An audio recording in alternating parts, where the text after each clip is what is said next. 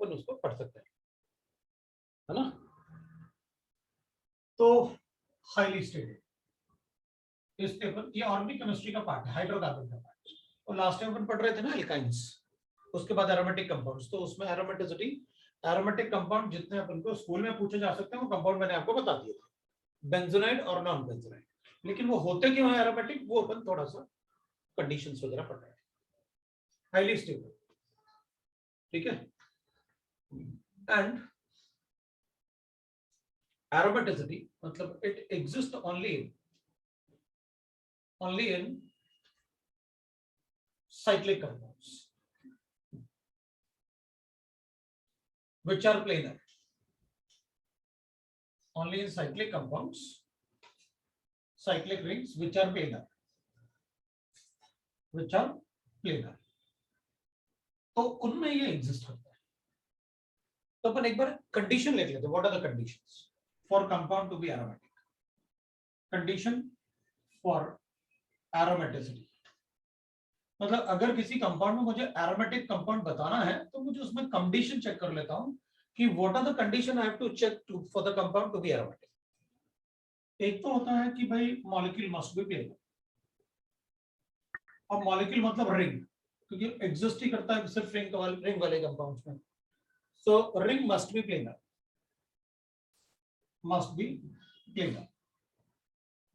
ठीक है ना, रिंग को प्लेनर होना चाहिए।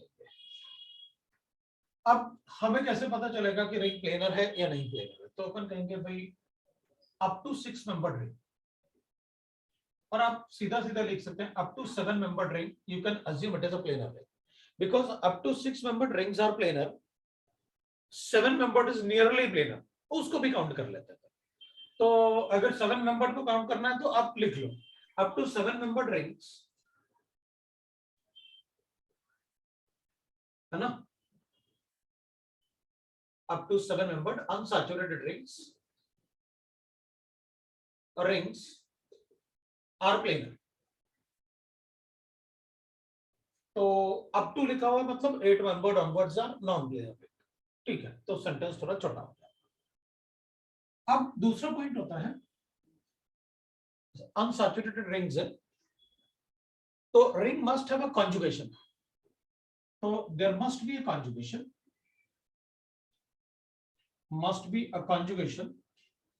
मतलब रिंग में कॉन्जुगेशन ये होना ही चाहिए, must have a conjugation between. अपन को पता है अगर डबल बॉन्ड का कॉन्जुगेशन होता है तो ऑल्टरनेट डबल बॉन्ड होते हैं तो कॉन्जुगेशन होता है double bond.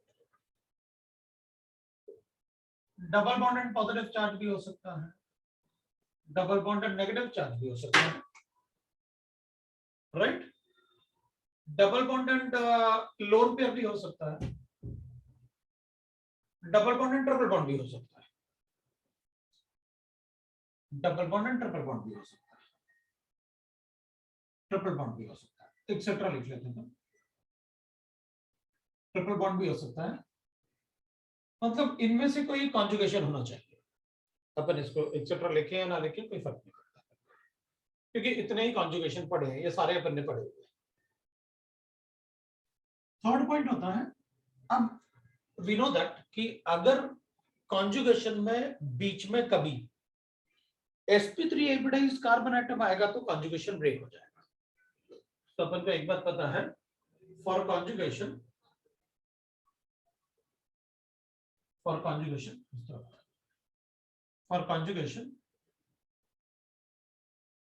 atoms must be sp2 or sp hybridized। अपन ने पहले पढ़ा हुआ है कि अगर बीच में कोई sp3 हाइब्रिडाइज्ड एटम आ जाएगा तो फिर कॉन्जुगेशन ब्रेक हो जाता है, ठीक है ना, वो अपन ने पढ़ा।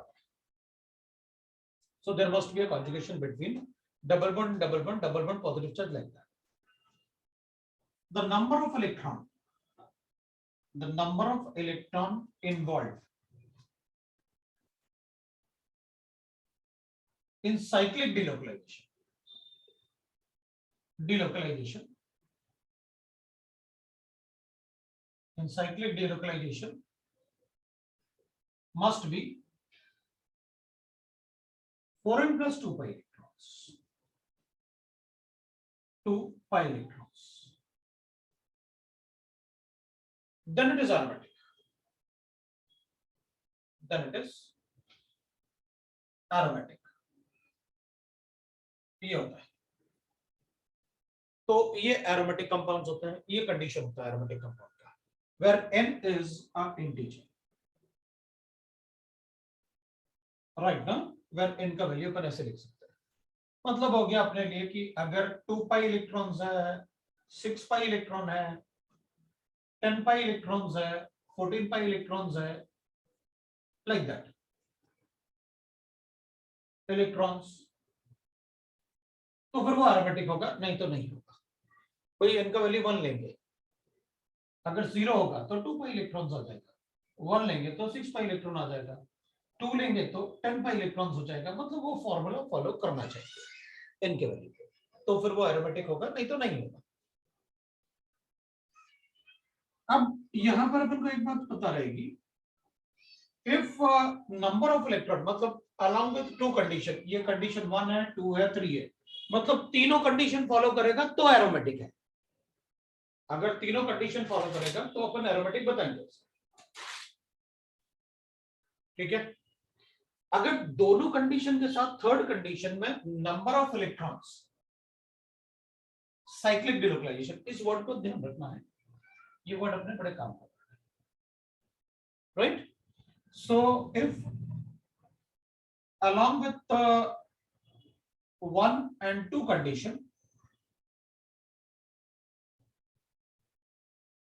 if number of electrons in cyclic delocalization is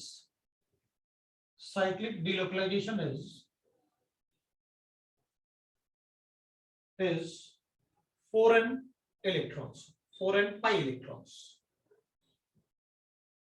then molecule is anti-aromatic. Then molecule is anti-aromatic. Then it is anti-aromatic. Then it is anti-aromatic. तो पर क्या हमें क्या फर्क पड़ता है anti-aromatic हो जाएगा तो? Anti-aromatic compounds are highly unstable, अपन उन्हें कभी नहीं बनाएंगे। Anti-aromatic compound जो होते हैं वो highly unstable होते हैं, हम उन्हें कभी नहीं बनाने वाले,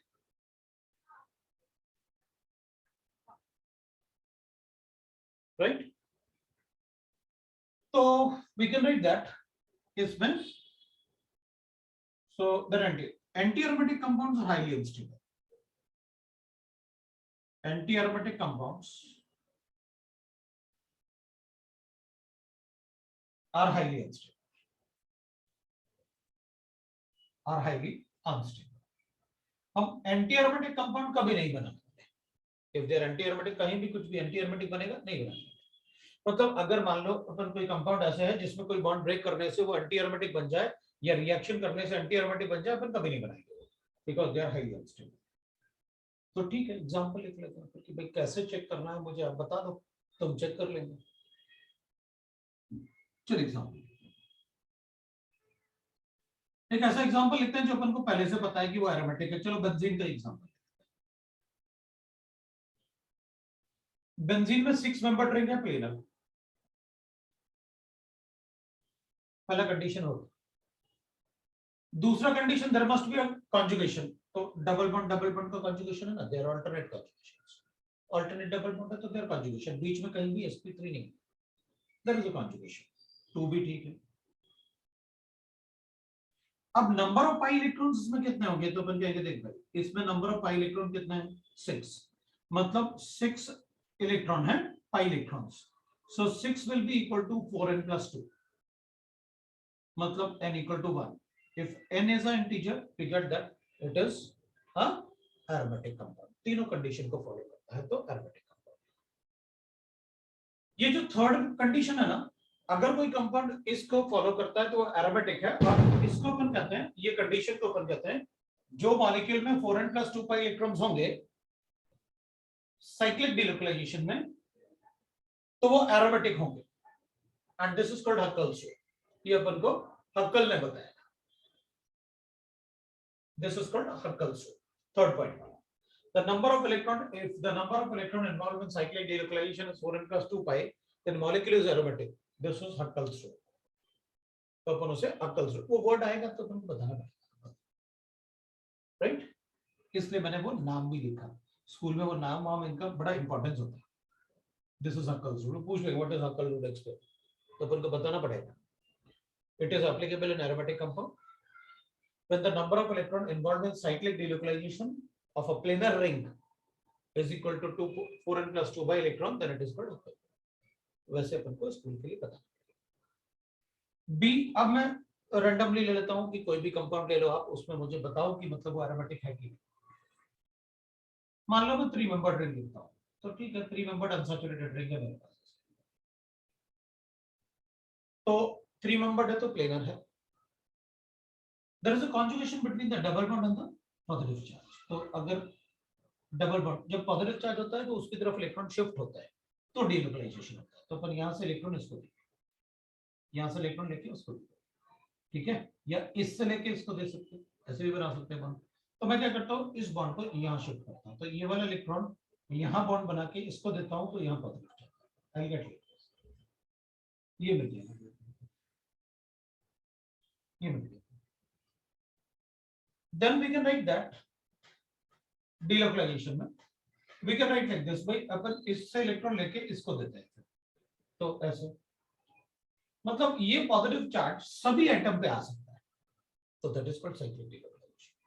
या ये डबल बॉन्ड मैं सभी एटम के बीच में बना सकता हूँ, मैंने यहाँ भी बनाया, मैंने यहाँ भी बनाया, मैंने यहाँ भी बनाया, then it is called cyclic delocalization. जैसे इसमें पाई बॉन्ड्स यहाँ भी आ सकते हैं और यहाँ भी आ सकते हैं, then it is called cyclic delocalization. तो कितने इलेक्ट्रॉन्स हैं, 2 इलेक्ट्रॉन. अगर 2 इलेक्ट्रॉन होंगे तो N का वैल्यू कितना आएगा, 0. Then it is aromatic.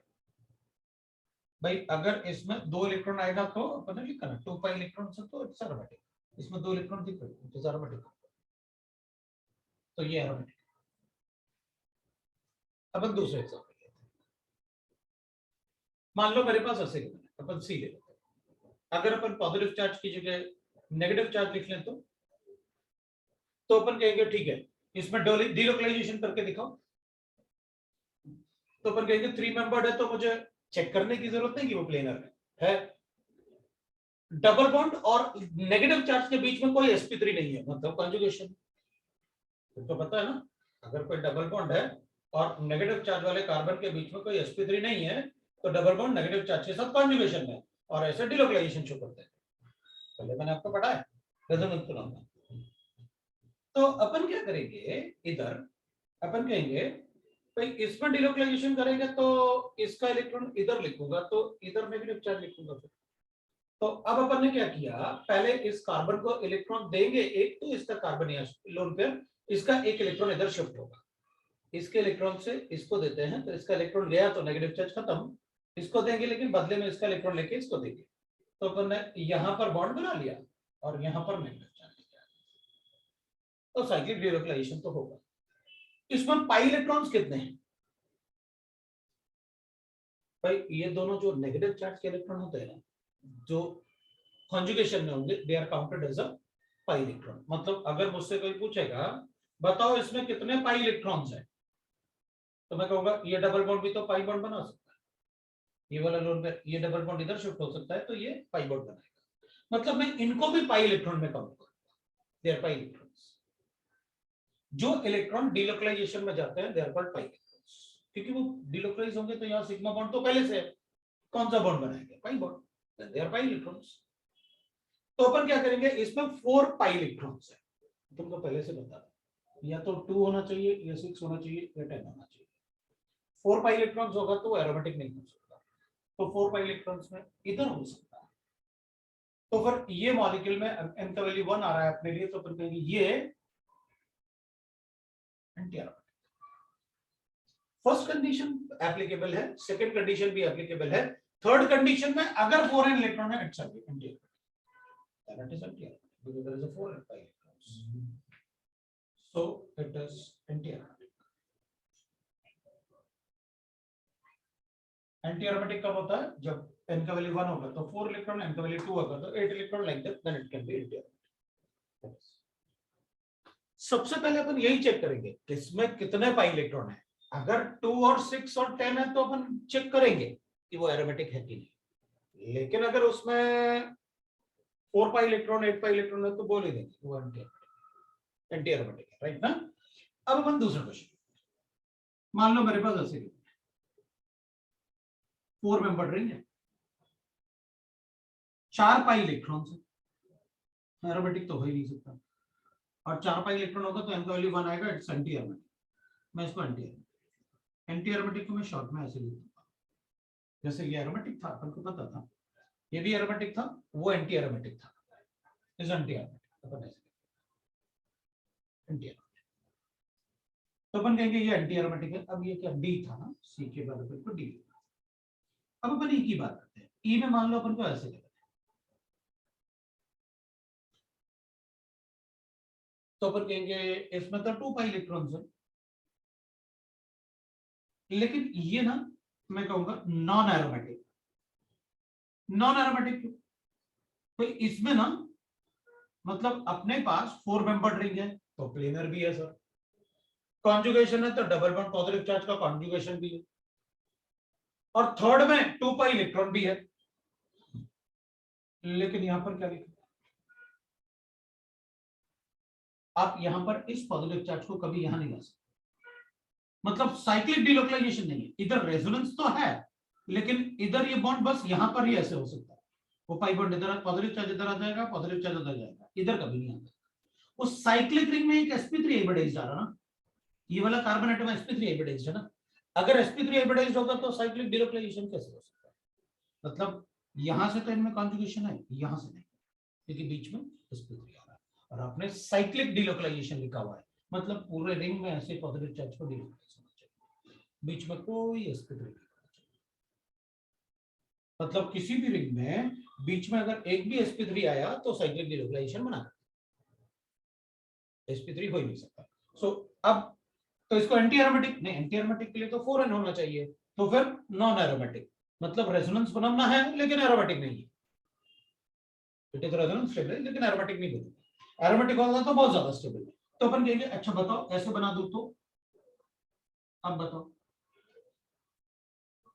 हाँ अब एरोमेटिक हो जाए, क्योंकि आप डबल बॉन्ड को यहां भी शिफ्ट कर सकते हो, आप डबल बॉन्ड को यहां भी शिफ्ट कर सकते हो, मतलब आप मर्जी चाहे सभी पे 2 कार्बन एटम पे पॉजिटिव चार्ज, और मैं इस डबल बॉन्ड को यहां भी लिख सकता हूं, यहां भी लिख सकता हूं, यहां भी लिख सकता हूं, आप कॉन्जुगेशन करके देखिए, आप यहां भी शिफ्ट कर सकते हो,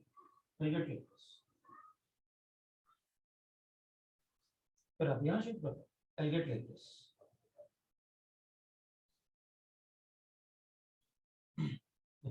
यहां शिफ्ट किया, डबल बॉन्ड उस तरफ, मतलब ऐसे लिख देते हैं ना, उसी के हिसाब से दिखेगा, तो अपन यहां भी शिफ्ट कर सकते हैं, तो ठीक है डबल बॉन्ड अपन को ऐसे यहां शिफ्ट किया तो 2 पॉजिटिव चार्ज अपन को 2 पाई इलेक्ट्रॉन्स, राइट, तो अपन कहेंगे 2 पाई इलेक्ट्रॉन्स होता है इसमें। अब अपन कहेंगे कि भाई एफ के बाद जी ले लेते हैं, अगर ऐसे है तो अपन कहेंगे देख भाई इसमें 6 पाई इलेक्ट्रॉन्स हैं, क्योंकि ये भी डिलोकलाइजेशन में जा सकता है, ये भी डिलोकलाइजेशन में जा सकता है, there is a 6 pi electrons, अगर इसमें 6 पाई इलेक्ट्रॉन है तो इट्स एरोमेटिक, बस मुझे साइक्लिक डिलोकलाइजेशन चेक करना है, इधर बॉन्ड बनाऊंगा तो ये वाले इलेक्ट्रॉन इधर शिफ्ट कर जाएंगे, मतलब आई गेट लाइक दिस, इधर बॉन्ड बन गया और ये वाले इलेक्ट्रॉन इधर आ गए और ये वाले इलेक्ट्रॉन इधर आ गए। अब अपन कहेंगे कि भाई इधर बॉन्ड बन गया, अब अपन ऐसे भी कर सकते हैं, इससे यहां बना लो तो ये नेगेटिव चार्ज हो जाएगा, ठीक है भाई। अब देखो इसमें अपन सभी जगह डिलोकलाइज करके नेगेटिव चार्ज और बॉन्ड बना सकते हैं,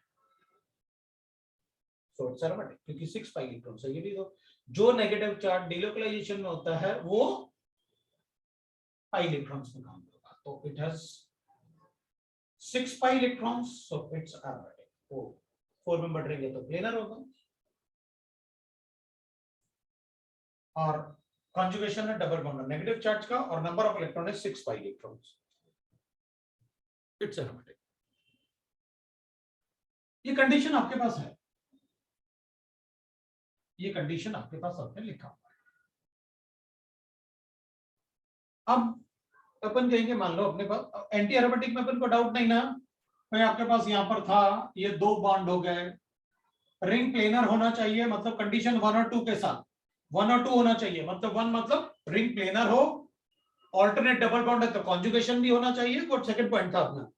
और फोर्थ पॉइंट में क्या होना चाहिए, नंबर ऑफ इलेक्ट्रॉन, अगर 2 पाई या 6 पाई होते हैं तो एरोमेटिक होता है, और अगर 4 पाई इलेक्ट्रॉन है तो फिर 4 pi electron is equal to 4 n pi electron, तो 4 तो कैंसिल हो गया, पाई भी कैंसिल हो गया, n इक्वल टू 1 लो, इट्स एंटी एरोमेटिक। ये लिखो ना साफ साफ कि अगर एंटी एरोमेटिक होगा तो व्हाट इज द कंडीशन, मतलब along with 1 and 2 condition molecule must be planar, molecule must have a conjugation, उसके साथ साथ अगर 4 n पाई इलेक्ट्रॉन्स है तो वो एरोमेटिक हो जाएगा, एंटी एरोमेटिक हो जाएगा, और अगर 6 पाई 2 पाई ऐसे है तो so that is anti aromatic, ये बात को समझ में आया। अब 5 मेंबर रिंग की बात करते हैं। देखो अब 5 मेंबर रिंग में अपने पास G है ना H, अब देखो भाई 5 मेंबर रिंग में वी आर हैविंग दिस, अगर ऐसे होता तो मैं कहते सर चेक ही मत करो, non aromatic, why it is so, ring के अंदर एक sp3 आएगा तो नॉन एरोमेटिक हो गया ना, क्या चेक,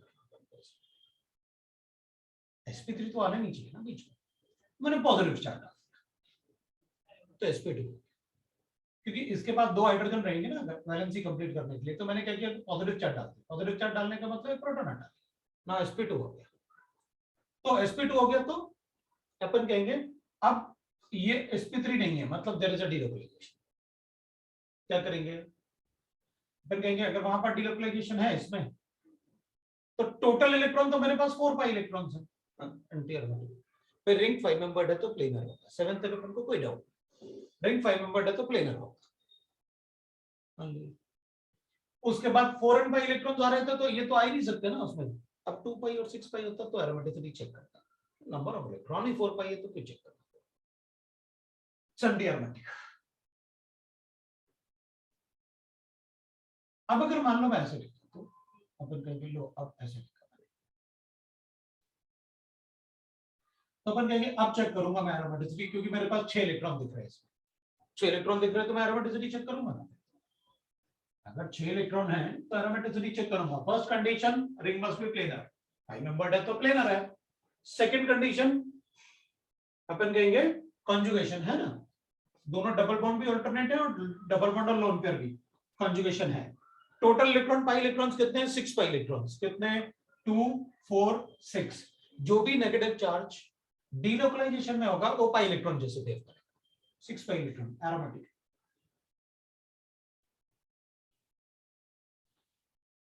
चलो दूसरा चेक कर लेते हैं, अपन कहेंगे अगर मेरे पास ऐसे ये तो 7 मेंबर्ड है, 6 मेंबर्ड में तो बेंजीन अपन ने देखा था वो एरोमेटिक, तो ये तो 7 मेंबर्ड है तो अपन कहेंगे देख भाई ये है sp3 non aromatic, cyclic ring में साइक्लिक डीलोकलाइजेशन में बीच में कोई sp3 नहीं आना चाहिए, आएगा तो साइक्लिक डीलोकलाइजेशन नहीं बनेगा, तो नॉन एरोमेटिक। अच्छा ठीक है, अगर मैं ऐसे लिखूं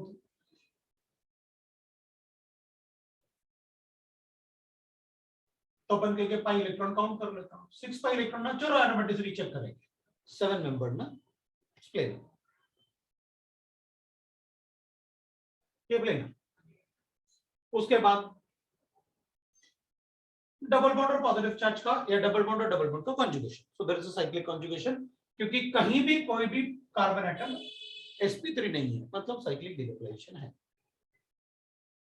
ठीक है। अब 6 पाई इलेक्ट्रॉन तो फिर एरोमेटिक, क्योंकि 6 पाई इलेक्ट्रॉन से और 6 पाई इलेक्ट्रॉन क्यों, वो तो 4 6 हो गया, 6 पाई इलेक्ट्रॉन तो इट्स एरोमेटिक। अपन कहेंगे अगर मान लो मैंने ऐसे लिखा,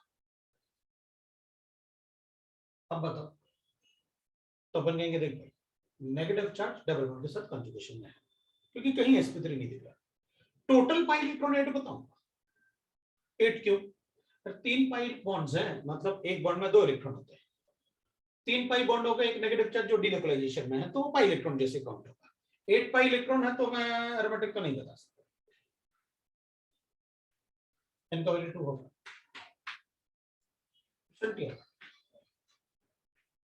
तो प्लेनर भी है, राइट ना, प्लेनर भी है और it is having a conjugation भी है, और साइक्लिक डिलोकलाइजेशन में कितने इलेक्ट्रॉन है, लेकिन 4 पाई इलेक्ट्रॉन है, 20। चलो अच्छा दूसरा मेरे पास, अब अपन 7 मेंबर रिंग में काफी कुछ बना चुके हैं, अब अपन 8 मेंबर रिंग की बात करते हैं। मेरे पास ऐसे है, इसमें भी 8 पाई इलेक्ट्रॉन्स है।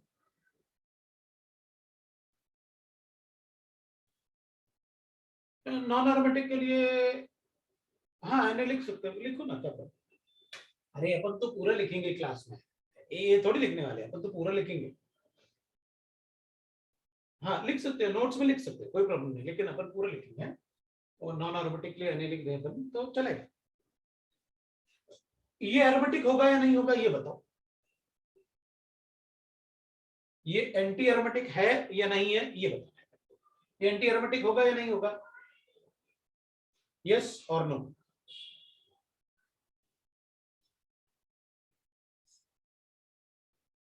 ये एंटी एरोमेटिक भी नहीं,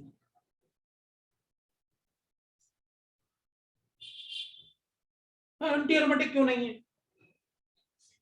पहले ही कंडीशन फॉलो नहीं कर, आपने कहा था कि along with these two condition जब ये हो तो एंटी एरोमेटिक है। पहला कंडीशन क्या था, रिंग मस्ट बी प्लेनर। कितने मेंबर तक प्लेनर होता है, सब। ये कितना मेंबर्ड है, नॉन प्लेनर रिंग। सो इसमें जो रिंग होता है ना, ये टब शेप में होता है, इसलिए रिंग जो होता है ना वैसे होता है, टब शेप कैसे होता है, तो नॉन प्लेनर रिंग होता है tub shape, it's a non planar ring. इसलिए थोड़ा सा अभी तुमको ये भी समझ में आ गया, अच्छा what do you mean by this along with 1 and 2 condition, अच्छा अच्छा वो भी फॉलो होने के बाद थर्ड कंडीशन में ही आना चाहिए, तो एंटी एरोमेटिक। हाँ बिल्कुल, चलो ठीक है, अभी अपन को और थोड़ा क्लियर हो गया कि आप कैसे बताओ। अब मान लो मेरे पास ऐसे गिवन है,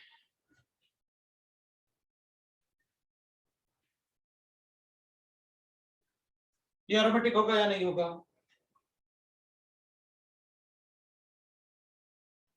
10 पाई इलेक्ट्रॉन्स हैं इसमें, 1 2 3, हाँ क्या लिखूं, एरोमेटिक, लिख दूं एरोमेटिक, तो अपन नॉन लिखेंगे एरोमेटिक, नॉन एरोमेटिक,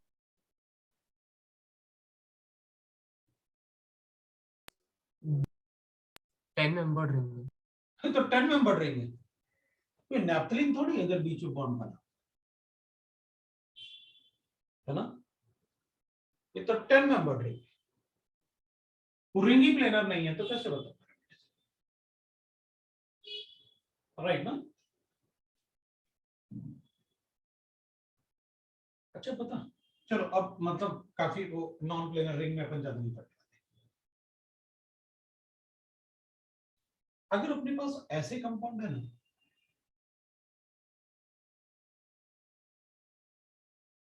और अपन से पूछेंगे क्या ये एरोमेटिक है,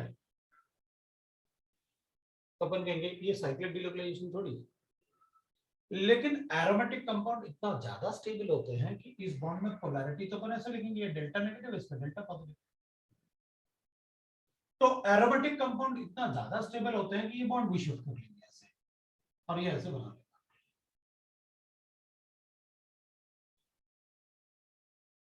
मतलब ये पाई बॉन्ड को ब्रेक कर, पाई बॉन्ड और वीक बॉन्ड वो उसको ब्रेक करके मॉलिक्यूल एरोमेटिक बन जाएगा, मतलब this part will become aromatic. अगर किसी बॉन्ड को शिफ्ट करने से मॉलिक्यूल एरोमेटिक बन जाए तो कर देंगे शिफ्ट, वो एरोमेटिक बनेगा तो huge amount of energy liberate होता है। अच्छा तो इसका मतलब ये हुआ कि फिर मैं ऐसा भी करूंगा, फिर तो मैं ऐसा भी, अगर मेरे पास ऐसे गिवन है तो मैं इसको भी एरोमेटिक बताऊंगा, वो क्यों, क्योंकि जैसे आपने कहा तो मैं इसको भी यहां शिफ्ट और इसको ऐसे बताऊं, और जैसे आपने ये यहाँ एम्प्टी ऑर्बिटल है जिसमें ये डीलोकलाइजेशन होता है, तो ये वाला पार्ट जो है ना, ये तो ऐसे बन गया। अगर इसको आप एरोमेटिक कहोगे तो मैं इसको भी एरोमेटिक कहूंगा, मतलब मैं इसको भी एरोमेटिक कहूंगा। थोड़ा बहुत चेंज करने से अगर एरोमेटिक एक बॉन्ड वो कीटोन में ही गिवन होगा, अपन कीटोन के अलावा कोई गिवन नहीं होगा, क्योंकि पाई बॉन्ड शिफ्ट करना पड़ेगा। तो सिग्मा बॉन्ड थोड़ी अपने आप ब्रेक होते हैं, पाई बॉन्ड ब्रेक होते हैं। तो पाई बॉन्ड अगर ब्रेक करना है तो अपने आप शिफ्ट होकर मॉलिक्यूल इसमें एग्जिस्ट करेगा। अब मान लो अपन को ऐसे करना है और अपन से पूछा ये एरोमेटिक होगा,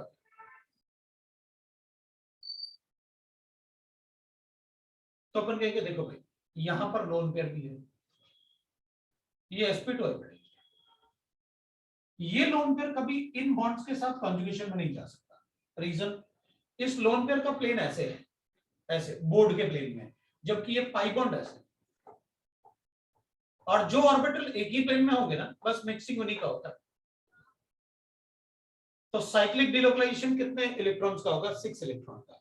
ये तो इलेक्ट्रॉन ऐसे है और पाई बॉन्ड्स ऐसे हैं, तो जो ऑर्बिटल सेम प्लेन में होते हैं मिक्सिंग सिर्फ उन्हीं का होता है। मतलब इसमें ये एरोमेटिक है क्योंकि this lone pair which is present in the plane of the ring will never go in delocalization. Lone pair is present in plane of ring. वो रिंग के प्लेन में प्रेजेंट है। तो अपन बता सकते, दूसरा चेक करते हैं। अपने पास ऐसे लिखा है। अब जब अपन ने मीसोमेरिक पढ़ा था तो मैंने आपको क्लियरली बताया था कि अगर किसी एटम के पास, हाँ ये वाला टब शेप होता है हमारा ऐसे, और टब शेप में होता है, मतलब ऐसे 4 एटम ऐसे और 2 एटम ऐसे, 2 ऊपर इधर 2 ऊपर उधर, ऐसे टब शेप।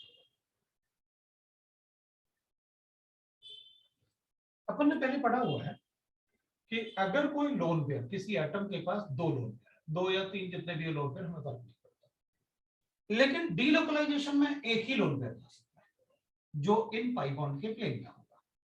तो दोनों लोन पेयर एक ही प्लेन में थोड़ी हो सकते हैं। तो जो लोन पेयर इन दोनों में से एक ही लोन पेयर डीलोकलाइजेशन में जा सकता है, दोनों कभी नहीं जा सकते। एक ही लोन पेयर, मतलब इसमें कितने इलेक्ट्रॉन का कॉन्जुगेशन है? 4 इलेक्ट्रॉन। एक लोन पेयर कोई भी ले लो आप, और 2 यहां से। तो यहां पर कितने इलेक्ट्रॉन डीलोकलाइजेशन में होंगे? 6 इलेक्ट्रॉन। क्यों? दो लोन पेयर है तो एक ही लोन पेयर कॉन्जुगेशन में जा सकता है ना, दोनों थोड़ी जा सकते। तो 6 pi electrons, it's orbital. Only one lone pair can go in conjugation. Only one lone pair can show delocalization. कोई एक लोन पेयर delocalization शो कर सकता है, एक ही लोन पेयर delocalization शो करेगा। तो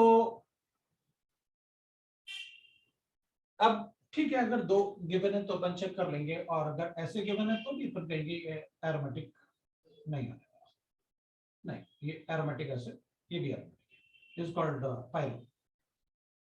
अपन ने कल लिखा था नॉन बेंजोनाइट, दिस इज फ्यूरन। तो इसमें भी 6 पाई इलेक्ट्रॉन्स है, बिकॉज ये लोन पेयर कॉन्जुगेशन, उधर तो एक ही लोन पेयर कॉन्जुगेशन में जाएगा ही जाएगा अगर एरोमेटिक है तो। इट्स एरोमेटिक, ये भी एरोमेटिक था। अब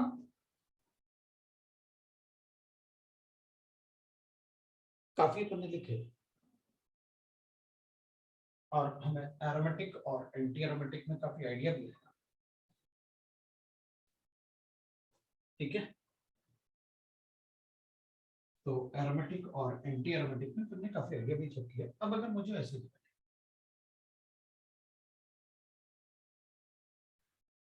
कभी कभी अपन से ऐसे भी पूछे, बताओ ये मॉलिक्यूल एरोमेटिक है, ये अपन कहां से,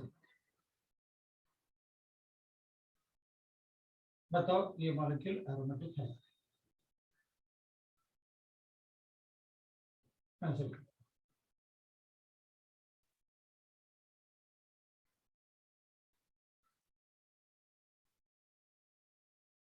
ऐसे पूछो,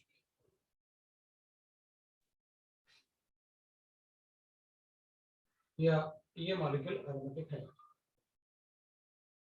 ऐसे पूछ सकता है, ये एरोमेटिक है, ये एरोमेटिक है, ऐसे कंपाउंड अपन को दो। अपन क्या करेंगे, अपन कहेंगे देखो भाई इस रिंग में ऑल्टरनेट डबल बॉन्ड है, लेकिन ये साइक्लिक डिलोकलाइजेशन में नहीं है डबल, ये वाला, तो ये तो दो रिंग के बीच में है डबल बॉन्ड, तो साइक्लिक में नहीं है, इनमें बीच में एक एक डबल बॉन्ड अपन को मिलेंगे, ऐसा मिलेगा अपन को। अपन क्या करेंगे, अपन इधर उधर शिफ्ट करके देखेंगे बीच वाले बॉन्ड को, बाकी बॉन्ड को नहीं। अपन क्या करेंगे, हमें एक बात पता है कि अगर 3 मेंबर रिंग ऐसा होगा तो एरोमेटिक हो जाता है, 4 मेंबर रिंग ऐसा होगा तो एरोमेटिक हो जाता है। विनोद, अगर अपने पास 5 मेंबर तो अपन को लिखा हो, 5 मेंबर रिंग ऐसे है तो एरोमेटिक हो जाता है। तो अपन कहेंगे अगर इस पे पॉजिटिव चार्ज आ जाए और इस पे नेगेटिव चार्ज, अगर अपन ऐसे शिफ्ट कर लें इस बॉन्ड को, पाई बॉन्ड को, तो इस पे नेगेटिव चार्ज हो जाएगा, इस पे पॉजिटिव चार्ज, ये रिंग भी एरोमेटिक हो जाएगा और ये वाला रिंग भी एरोमेटिक हो जाएगा। तो ये मॉलिक्यूल एग्जिस्ट ही ऐसे करेगा कि इस बॉन्ड को शिफ्ट करेगा, मतलब ये मॉलिक्यूल ऐसे एग्जिस्ट करेगा, this molecule will exist like this, क्योंकि उससे वो एरोमेटिक बनता है, उस बॉन्ड को वो शिफ्ट करेगा। अगर दोनों रिंग एरोमेटिक बन जाए तो आप बता देना वो एरोमेटिक है। अब इसमें चेक करते हैं, अपन को पता है 5 मेंबर्ड में जब नेगेटिव चार्ज होगा तो वो एरोमेटिक होगा, इस पे नेगेटिव चार्ज, इस पे पॉजिटिव चार्ज, तो अपन कहेंगे देखो ये बन रहा है ये, और उस पे पॉजिटिव चार्ज आएगा तो बनेगा ये, दोनों रिंग एरोमेटिक हो रहे हैं, मतलब मॉलिक्यूल इज एरोमेटिक। तो अपन कहेंगे ये भी एरोमेटिक है, ये भी एरोमेटिक है, मतलब मॉलिक्यूल इज एरोमेटिक, कोई प्रॉब्लम नहीं। इसमें अपन कहेंगे ये भी पॉजिटिव चार्ज में ही एरोमेटिक होता है और ये भी पॉजिटिव चार्ज में ही एरोमेटिक होता है, इस पे पॉजिटिव चार्ज होगा तो ही एरोमेटिक होगा, इस पे पॉजिटिव चार्ज होगा तो ही एरोमेटिक होगा। अब प्रॉब्लम ये है, अगर मैं इस पे नेगेटिव चार्ज लिखता हूं तो ये एंटी एरोमेटिक हो जाएगा, और बॉन्ड शिफ्ट करूंगा तो किसी एक पे नेगेटिव चार्ज और एक पे पॉजिटिव चार्ज तो आएगा। अब अगर मैं ऐसे शिफ्ट करता हूं तो ये एरोमेटिक होगा, ये एंटी एरोमेटिक हो जाएगा, ऐसे शिफ्ट करता हूं तो ये एरोमेटिक होगा, ये एंटी एरोमेटिक हो गया। अब फंस गए, तो अपन क्या कहेंगे, भाई मैं बॉन्ड को शिफ्ट नहीं करने वाला, मॉलिक्यूल इज नॉन एरोमेटिक। क्यों? क्योंकि मैं शिफ्ट करके किसी एक को एंटी एरोमेटिक बिल्कुल नहीं बनाऊंगा, अगर इस शिफ्टिंग से एक भी रिंग एरोमेटिक बना और एक एंटी एरोमेटिक बना, नहीं करो, मुझे दोनों रिंग एरोमेटिक चाहिए तो हो सकता है। अगर मैं बॉन्ड को शिफ्ट करता हूं तो मान लो ये एरोमेटिक होगा तो ये एंटी एरोमेटिक होगा, और अगर ये एंटी एरोमेटिक है तो ये एरोमेटिक हो सकता है, तो फिर अपन कहेंगे ये मॉलिक्यूल इज नॉन एरोमेटिक। ये ऐसे ही नहीं, डबल बॉन्ड ऐसे वो शिफ्ट नहीं होने वाला, दोनों होने चाहिए तो ही बताऊंगा। बॉन्ड के किसी एक तरफ शिफ्ट होने से दोनों रिंग को एरोमेटिक होना चाहिए तो ही बताऊंगा कि वो एरोमेटिक है, नहीं तो नहीं बताऊंगा। That is all.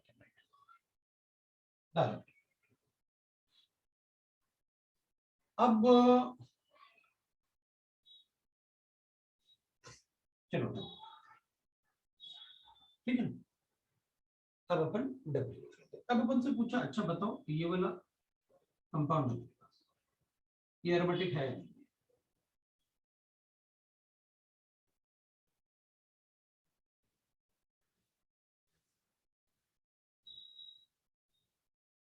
तो अपन कहेंगे देखो अगर मुझे सिर्फ ये बताना है कि एरोमेटिक है तो वो एरोमेटिक है, क्योंकि टोटल इलेक्ट्रॉन मुझे वहां पर 10 दिख रहे हैं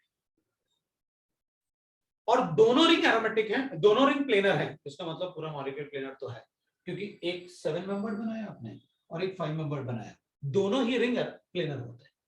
अगर दोनों रिंग प्लेनर होते हैं तो अपन कहेंगे दोनों रिंग प्लेनर है और टोटल इलेक्ट्रॉन डिलोकलाइजेशन में कितने हैं, 10 electron. It's aromatic. Both the rings are planar, and total number of electrons are right now. You got it? A total number of electrons are 10 electrons. It's aromatic. Yeah. वैसे इस compound को अपन एजोलिन बोलते हैं. इसको pyrrole, इसको furan, इसको तो pyridine बोलते हैं, कल बताया भी था मैंने. इसको ट्रोपोलोन,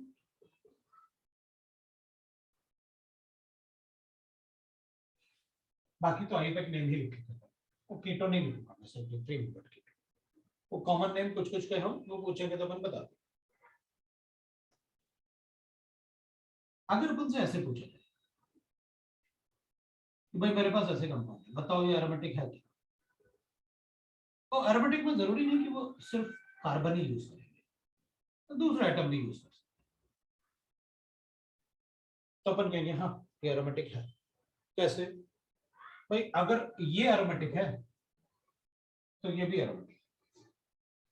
यहाँ कार्बन के पास एम्प्टी पॉजिटिव चार्ज का मतलब एम्प्टी ऑर्बिटल ही तो होता है. तो अगर उसके पास एम्प्टी ऑर्बिटल हो, इसके पास भी empty. Boron has empty orbital. तो एम्प्टी ऑर्बिटल में ये इलेक्ट्रॉन को डिलोकलाइज करेंगे ना.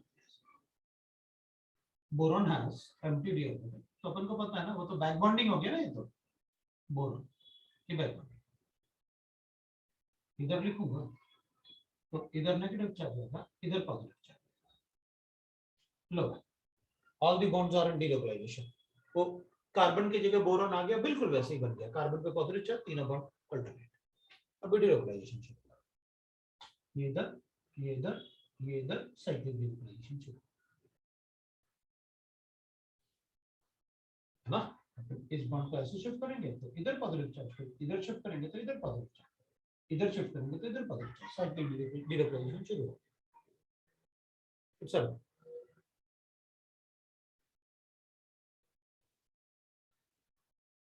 so we'll write that it's aromatic, right? फिर तो ये aromatic है 6,5. तो I will say that it is aromatic. अब मान लो मेरे पास ऐसे, मान लो अपने पास ऐसे, इसके पास एम्प्टी ऑर्बिटल. पर ऐसे बनाते हैं.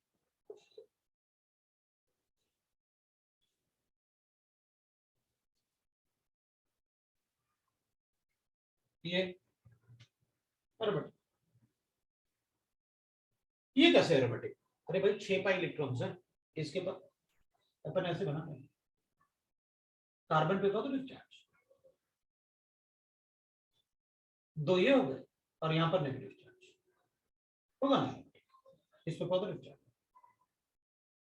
टोटल इलेक्ट्रॉन कितने हो गए? पाई इलेक्ट्रॉन 2, 4, 6 और साइक्लिक डिलोकलाइजेशन. तो इसमें कैसे? अरे भाई अपन को पता है किसी एटम के पास अगर 2 लोन पेयर है तो डिलोकलाइजेशन में तो एक ही लोन पेयर जाएगा.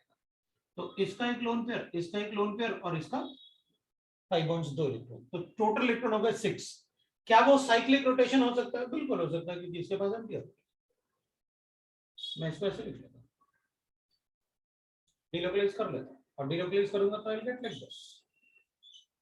ये लो, ये ऑक्सीजन है, इधर बोरॉन है, इधर H है, इधर ऑक्सीजन है. डबल बॉन्ड बनाया तो एक पॉजिटिव चार्ज है. लो, ये दोनों बॉन्ड कॉन्जुगेशन में है, और एक ऑक्सीजन का लोन पेयर बना हो सकता है. एक ऑक्सीजन का लोन पेयर और 2 बॉन्ड कॉन्जुगेशन. अब फिर कैसे करेंगे इसको डिलोकलाइज? हम कहेंगे उसमें ये लो, इसको इधर शिफ्ट करते हैं, इसको नेगेटिव चार्ज को इधर बनेगा. राइट, बनेगा. ये साइक्लिक डिलोकलाइजेशन शो करके दिखाता हूं. इधर शिफ्ट करो, इसको इधर शिफ्ट करो, लोन पेयर को डबल डिलोकलाइज होता है. रेजोनेटिंग स्ट्रक्चर्स बनाएगा. तो ये एरोमेटिक बिल्कुल वैसे ही होगा फ्यूरन जैसे. अच्छा एरोमेटिक. अच्छा, तो अब अपन कहेंगे मान लो मेरे पास ऐसे है ना। तो मेरे पास ऐसे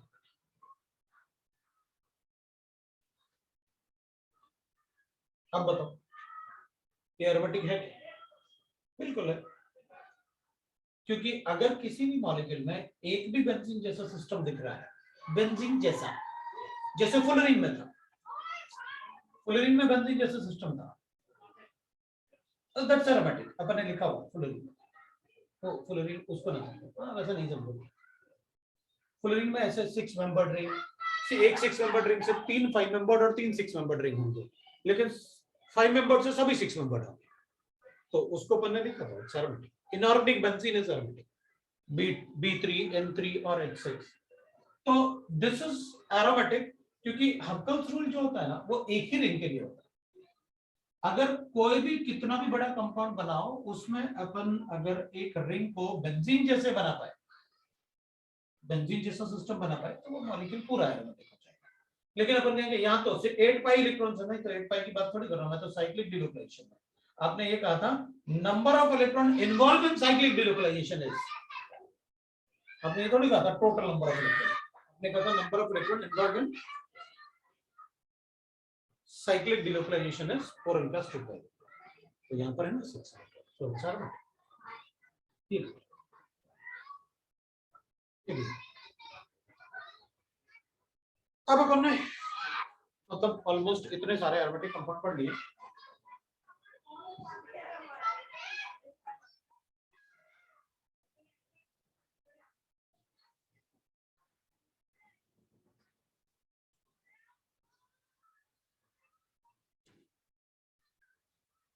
तो अपन एरोमेटिक कंपाउंड्स बता,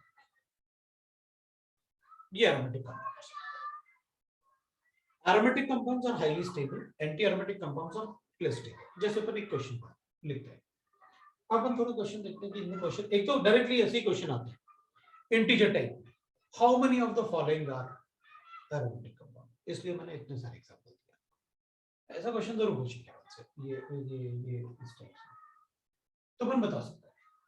अब बाकी और में भी और बहुत सारे बना सकता हूँ, लेकिन अब जेड हो गया तो मैंने कहा काफी है यार, कुछ क्वेश्चन पूछ लेना उनसे बच्चों से, है ना। तो अपन कहेंगे अब कुछ क्वेश्चन पूछ लेना, अपन सारे क्वेश्चन नहीं बता, नहीं एक भी क्वेश्चन नहीं छोड़ेंगे, एक भी कंपाउंड नहीं छोड़ेंगे, ऐसा नहीं। अब देख एक जैसे अपन को मुझे ऐसे बताना है, decreasing order of reactivity, order of reactivity of following, मुझे कंपाउंड ऐसे लिखना है, ए मुझे ऐसे करना है, बी मुझे ऐसे करना है, और सी मुझे ऐसे करना है। जब अपन किसी आयोडाइड का रिएक्टिविटी बताते हैं, मुझे अगर इसका रिएक्टिविटी बताना है, तो मैं क्या करूंगा, इसका बॉन्ड ब्रेक करूंगा, और जब भी ऑर्गेनिक केमिस्ट्री में बॉन्ड ब्रेक होगा ना, तो जो ज्यादा इलेक्ट्रोनेगेटिव एटम है ना, वो इलेक्ट्रॉन लेके जाता है बॉन्ड के, मतलब ये ऐसे शिफ्ट होगा, तो आई गेट दिस, और ये अगर ऐसे शिफ्ट होगा तो आई गेट दिस। अब इन दोनों में जितना ज्यादा स्टेबल कार्बोकेटाइन बनेगा, रिएक्शन उतना जल्दी हो जाएगा, दोनों केस में आयोडीन को लीव करना, तो कार्बोकेटाइन का जितना ज्यादा स्टेबिलिटी होगा, वो आयोडीन उतना जल्दी लीव कर जाएगा, उतना ज्यादा रेट ऑफ रिएक्शन होगा, उतना ज्यादा रिएक्टिविटी बनेगा। नाउ यू टेल मी, उन सब में कार्बोकेटाइन बना के what should be the order of reactivity. तो एक तरीके से मैंने कार्बोकेटाइन की स्टेबिलिटी पूछ लिया आपसे, what is the stability order for the carbocation. तो आप जितना ज्यादा स्टेबल कार्बोकेटाइन बनेगा, उतना ज्यादा उसका स्टेबिलिटी होगा। बोलो।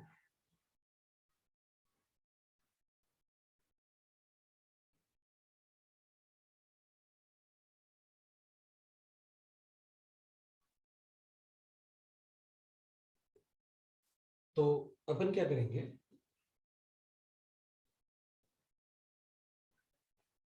अब अपन को गिवन है, जैसे अपन लिखेंगे, मतलब एक बार फिर मैं यहाँ बता देता हूँ, यहाँ पर अपन कहेंगे इधर पॉजिटिव चार्ज बनेगा, इधर अपन कहेंगे ऐसे आईडी में होगा तो पॉजिटिव चार्ज बनेगा, तो इधर पॉजिटिव चार्ज बनेगा, और इधर आईडी नेट होगा तो इधर पॉजिटिव चार्ज बनेगा। इसमें हाइपर कॉन्जुगेशन है,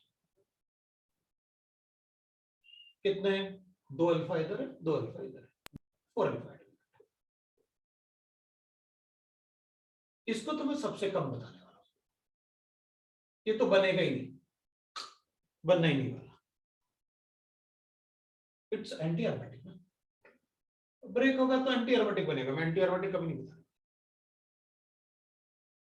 मैंने कहा था एंटी एरोमेटिक बनाएंगे ही नहीं, वो रिएक्ट नहीं करेगा। दिस इज रेजोनेंस स्टेबलाइज्ड, इसमें हाइपर कॉन्जुगेशन भी है और रेजोनेंस स्टेबलाइज्ड भी है। अपन ने पढ़ा हुआ है रेजोनेंस स्टेबल ज्यादा स्टेबल होता है हाइपर कॉन्जुगेशन से, एंटी एरोमेटिक तो बनेगा ही नहीं, तो रिएक्टिविटी सबसे कम होने वाली, सबसे ज्यादा रिएक्टिव सी, फिर ए, उसके बाद सी को सबसे ज्यादा क्यों लिखा, इट्स रेजोनेंस स्टेबलाइज्ड, सबसे ज्यादा ही होगा। किसी को डाउट है तो बोलो, अभी डाउट होगा तो तुमको बोलना पड़ेगा, जरूर doubt.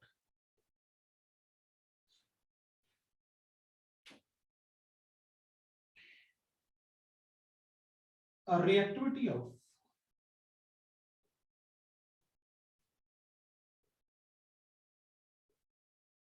this chloride is 10 to the power of 5 times more than a reactivity of CH2 double bond CH, CH double bond CH and CHCl, CH double bond CH2। इधर भी 3 डबल बॉन्ड का delocalisation है, इधर भी 3 double bond का delocalisation, फिर AgNO3, AgNO3 के साथ क्या होगा, अगर ये रिएक्ट करेंगे तो वाइट पीपीटी बनेगा, ये भी AgCl का वाइट पीपीटी देगा, ये भी AgCl का वाइट पीपीटी देगा। अपन ने KSP वैल्यू पढ़े हुए हैं तो अपन को पता है AgCl is water salt. Now you tell me कि भाई रिएक्टिविटी उसकी 5 टाइम ज्यादा क्यों है, तो अपन कहेंगे देख भाई सिल्वर नाइट्रेट को अपने क्लोरीन से मतलब है, ये अपना क्लोरीन बना के AgCl बना देगा, ये अपना क्लोरीन निकाल के AgCO बना देगा। अब रिएक्टिविटी ज्यादा क्यों होगा, तो स्टेबिलिटी ऑफ कार्बोकेटाइन, अगर ये Cl निकलेगा तो एरोमेटिक बनेगा, ये निकलेगा तो रेजोनेंस स्टेबलाइज्ड होगा, बस एरोमेटिक स्टेबिलिटी बहुत बहुत ज्यादा मैटर करता है। भाई इसमें भी 3 बॉन्ड्स हैं कॉन्जुगेशन में, इसमें भी 3 बॉन्ड है कॉन्जुगेशन में, लेकिन इसमें साइक्लिक डिलोकलाइजेशन है तो ये एरोमेटिक, इसमें साइक्लिक डिलोकलाइजेशन नहीं। So it forms aromatic carbocation, forms aromatic stable carbocation, AgNO3 के साथ, it forms AgCl plus aromatic stable carbocation। अगर aromatic stable बनेगा तो we'll write that कि वही बनाने वाले, जबकि इसमें रेजोनेंस स्टेबल बनाएगा एंड फॉर्म्स, इधर अपन का ऐसे क्या था,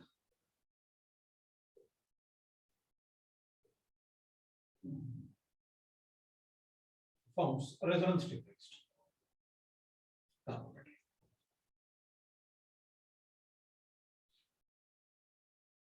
स्टेबल कार्बोकेटाइन। रिएक्शन ही लिख देते ना, उसमें भी रिएक्शन लिखा है, इसमें भी लिख देते हैं, AgCl का वाइट पीपीटी बनेगा और रेजोनेंस स्टेबल कार्बोकेटाइन।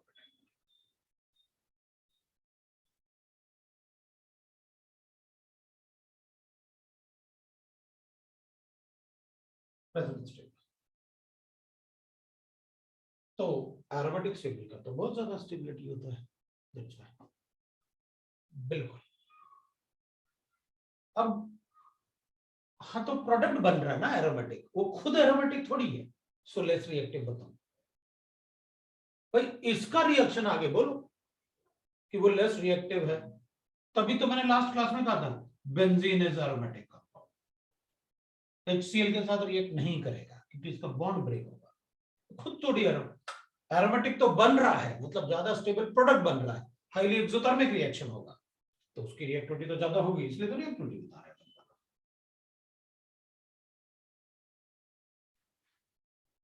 राइट, इसलिए अपन उसका रिएक्टिविटी ज्यादा बता रहे हैं।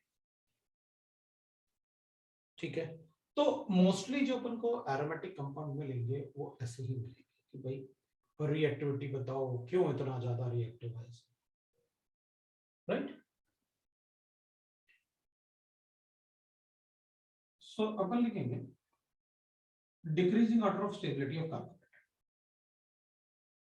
Order of stability of carbocation. मेरे पास एक ऐसे गिवन है, स्टेबिलिटी ऑफ कार्बोकेटाइन, बी एक बार ऐसे गिवन है, सी एक बार ऐसे गिवन है, और डी मेरे पास ऐसे गिवन है।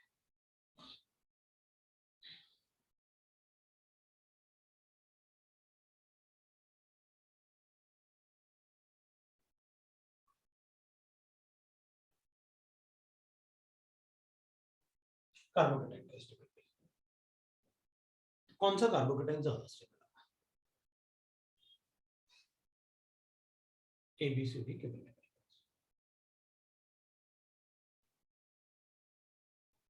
कौन सा कार्बोकेटाइन ज्यादा स्टेबल है?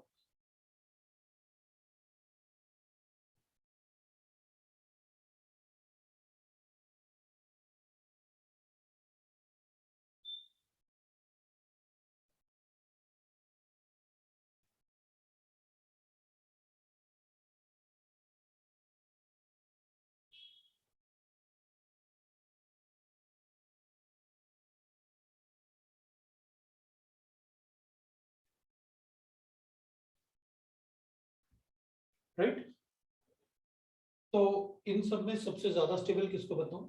सबसे ज्यादा स्टेबल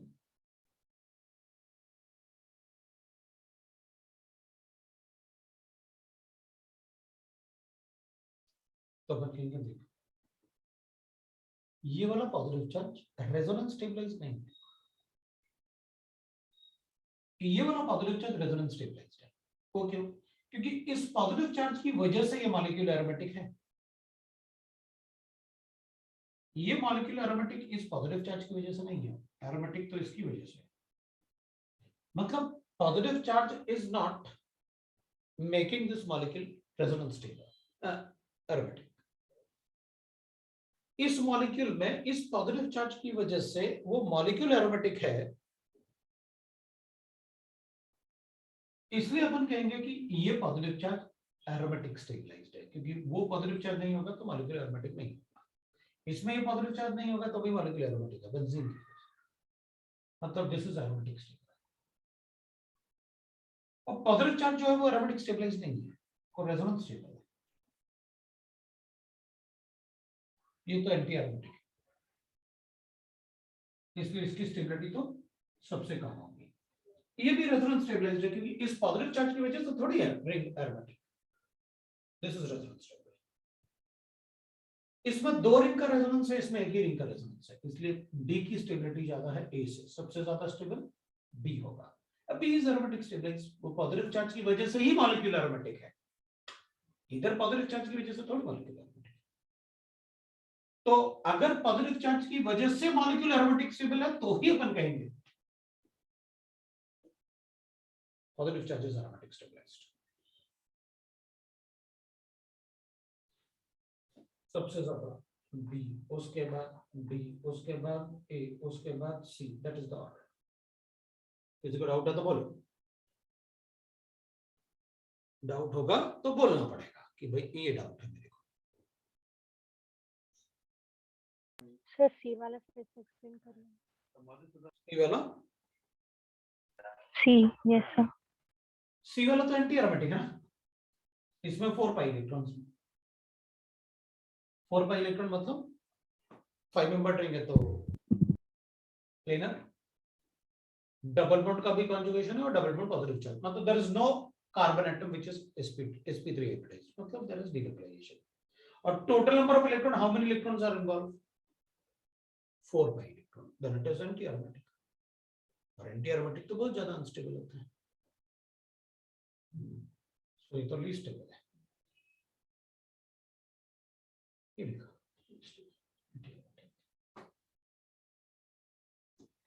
समझ में आया ना स्टेबिलिटी अपन को एरोमेटिक को कैसे प्रेफरेंस देना है और कब पॉजिटिव चार्ज एरोमेटिक स्टेबल होगा ये भी अपन को समझ में आ गया। किसी को डाउट नहीं? ये आपका एरोमेटिक कंपाउंड्स था। अब बताओ, ये एरोमेटिक कंपाउंड मैंने उनको पढ़ा रखा था, तुमको भी पढ़ा दिया। अब बताओ और कोई डाउट? और कुछ पार्ट ऐसे बचा हुआ है जो अपन को करना है तो आप बता सकते हैं कि सर ये भी करवा दो।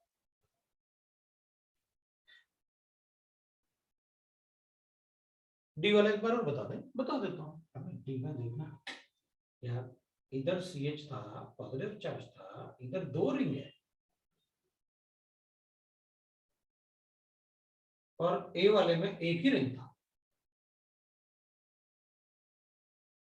इधर टोटल कितने इलेक्ट्रॉन? इधर भी 3 इलेक्ट्रॉन से डिलोकलाइजेशन, 3 पाई बॉन्ड से डिलोकलाइजेशन है, इधर भी 3 पाई बॉन्ड से डिलोकलाइजेशन।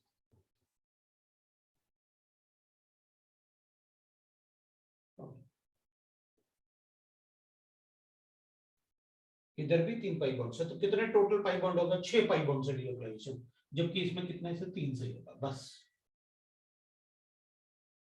तो इधर 6 पाई बॉन्ड का डिलोकलाइजेशन होगा, 3 पाई बॉन्ड का डिलोकलाइजेशन, तो ज्यादा डिलोकलाइजेशन इसमें, वो ज्यादा है। अब बताओ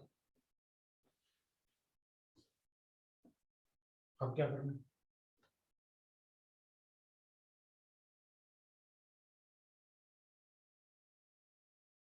इस टाइप के क्वेश्चन होंगे, और भी क्वेश्चन होंगे, बट वो अब अपन आगे धीरे धीरे जैसे क्वेश्चन करते रहेंगे वैसे वैसे अपन देखते रहेंगे। अब आगे आपको एरोमेटिसिटी पता चल गया, अगर कहीं एरोमेटिक कंपाउंड बन रहा है तो वो रिएक्शन करते हैं। अब आप मुझे बता दो, ये आपका एरोमेटिक कंपाउंड हो गया। अब अपन को क्या करना है? अब कोई डाउट्स है तो बताओ।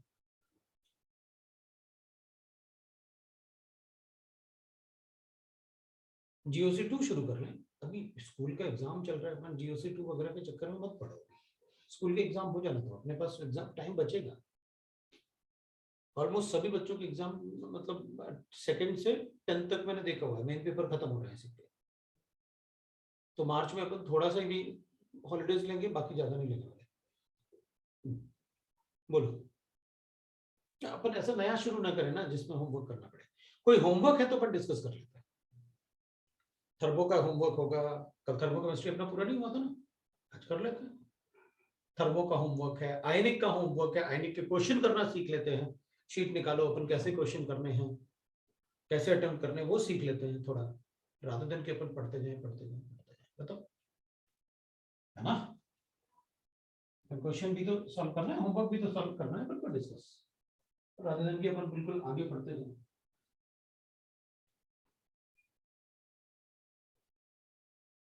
ठीक है ना?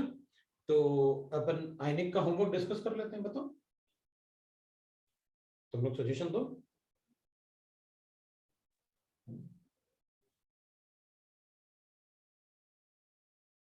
कर ले। मेरी आवाज कम आ रही है? नहीं है, आवाज तो ठीक आ रही है। नहीं, सब कुछ ठीक है, आवाज तो ठीक आ रही है ना? अभी आने का वो डिस्कस करेंगे।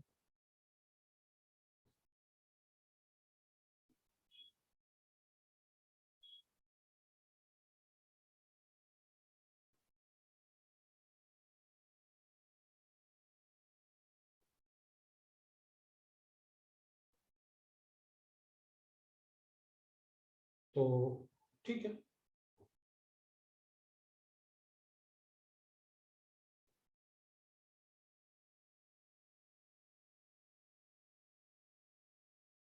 आप अब एनसीईआरटी कब डिस्कस करेंगे? अभी कर लेते हैं। आप बोलो ना क्या डिस्कस करना है, मैं तो डिस्कशन के लिए ही बोल रहा हूँ आपको। एनसीईआरटी डिस्कस करना है, अभी डिस्कस कर लो। लेकिन काफी सारे बच्चे भी स्टेट बोर्ड वाले हैं, तो स्टेट बोर्ड ही डिस्कस करूंगा। तो बोलो भाई, आप शीट निकाल दें अपन, थर्मो वाली शीट। तो थर्मोडायनेमिक्स करना है, कौन सा करना है?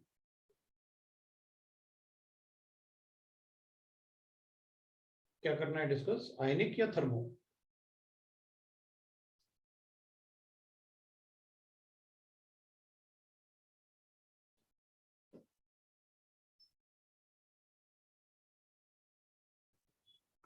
लो।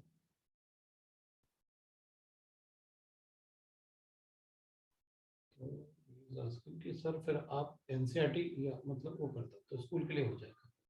मैं तो पहले ही कर रहा था तुमसे, मैं तो होमवर्क नहीं किया तुमने, पहले ही बोल रहा था मैं तो।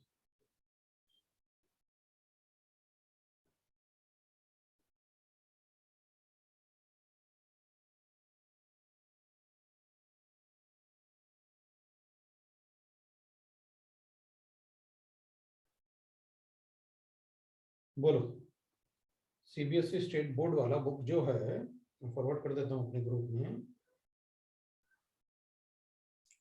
11th वाले में, चर्चगेट वाले में, मतलब फॉरवर्ड कर देता हूँ, सबके पास रहेगा ना बुक, नहीं तो कहेंगे सर मेरे पास बुक नहीं है। ठीक है भाई, अब अपन हाइड्रोकार्बन डिस्कस कर लेते हैं। स्टेट बोर्ड वाला हाइड्रोकार्बन कौन सा चैप्टर है और पेज नंबर कौन सा, देख लेता हूँ। केमिस्ट्री कंटेंट्स,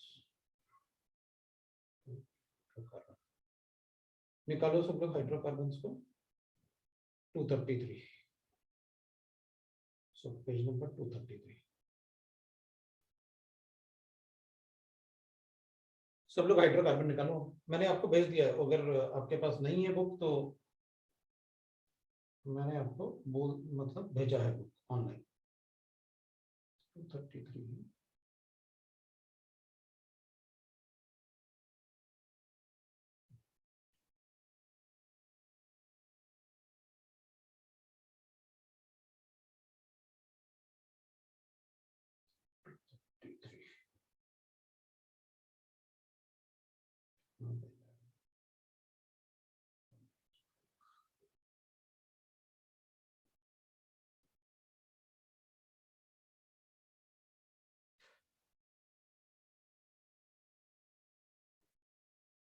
चलो भाई, हाइड्रोकार्बन का अपन वो निकाल देते हैं।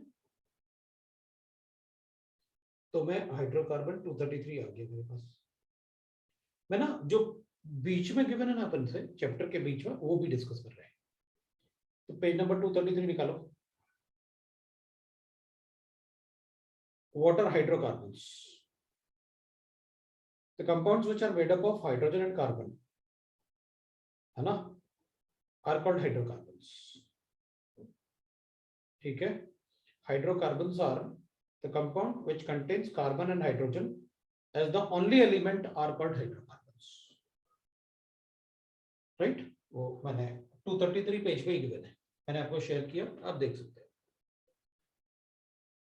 Write the structural formula of the following compound: propane, ethyne, cyclobutane। तो प्रोपेन अपन को पता है 3 कार्बन एटम है, वैलेंसी कंप्लीट करना है, ऐसे नहीं लिखना, ऐसे लिखना। फिर इथाइन, तो वाई है नहीं है तो इत मतलब 2 कार्बन एटम, और वाइन का मतलब, आइन का मतलब हो गया ट्रिपल बॉन्ड। साइक्लोब्यूटेन, तो साइक्लोब्यूटेन का मतलब हो गया, साइक्लो मतलब ब्यूटेन मतलब 4 कार्बन एटम का रिंग, साइक्लोब्यूटेन। इथीन अपन को पता है what is ethene, ethene is CH2 double bond CH2, और बेंजीन अपन को पता है, वो नहीं लिख रहा मैं। चलो दूसरे पेज पे चलते हैं। दूसरे पेज में अपन को गिवन है right the structure of all the chain isomers that is saturated hydrocarbon, saturated मतलब एल्केन, राइट ना। तो अब यार तुम गड़बड़ करोगे पूरा। अब इस बुक को अगर 81 में भी भेजूंगा तो मैं फिर बंद करूंगा और फिर मैं फंस जाऊंगा, और 233 पेज पे पहुंचना बहुत मुश्किल होता है। सर टारगेट वाले ग्रुप पे भेज दूं क्या? हाँ भेज दो, नहीं वो तो मैं ही भेज दूंगा ना, तो प्रॉब्लम ये ना AP1 वाले बच्चे होंगे ना। हाँ अरे वो सही तो बोल रही थी, टारगेट वाले ग्रुप पे भेज दूं क्या? अब तो मैंने बंद कर ही दिया यार, चलो छोड़ो ना, मैं ही भेज देता हूँ। अब मैंने वो बंद कर दिया।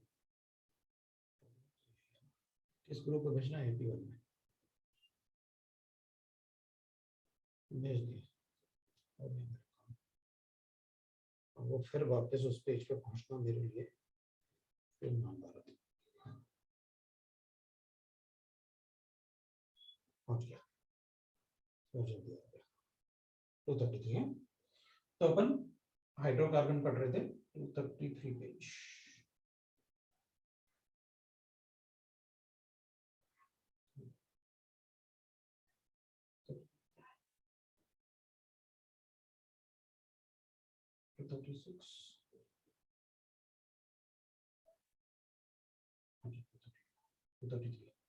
अब इसमें गिवन था वो अपन से कह रहा है कि क्वेश्चन नंबर 1 में इसमें brain power, use your brain power type given है ना, उसमें गिवन है right the all the structures of the chain isomers of the saturated hydrocarbon. हाँ तो 6 कार्बन एटम ना, तो मतलब हेक्सेन की बात कर रहा है। वैसे तो अपन को नंबर पता है, आपने बताया था प्रोपेन C3 होता है तो 1 होता है, C4 होता है तो 2 होते हैं, और C5 होता है तो 3 होते हैं, और C6 होता है तो 5 होते हैं। 5 बनाने वाला हूं हेक्सेन के लिए, ये अपन ने पढ़ा हुआ है, ठीक है ना। तो अच्छा, सारे क्वेश्चन का स्क्रीनशॉट चलेगा ना, कोई प्रॉब्लम नहीं, अपन कर लेंगे। अब इसमें एक तो ये हो गया, एक अपन ब्रांचिंग कर लेते हैं, एक और ब्रांचिंग कर देते हैं, तो इसमें ना इतने ही ब्रांचिंग में कैसे बना देंगे। अब 4 कार्बन एटम का ब्रांचिंग कर लेते हैं, तो एक ऐसे बना देंगे, एक ऐसे बना देते हैं अपन। लो भाई 5 बन गए।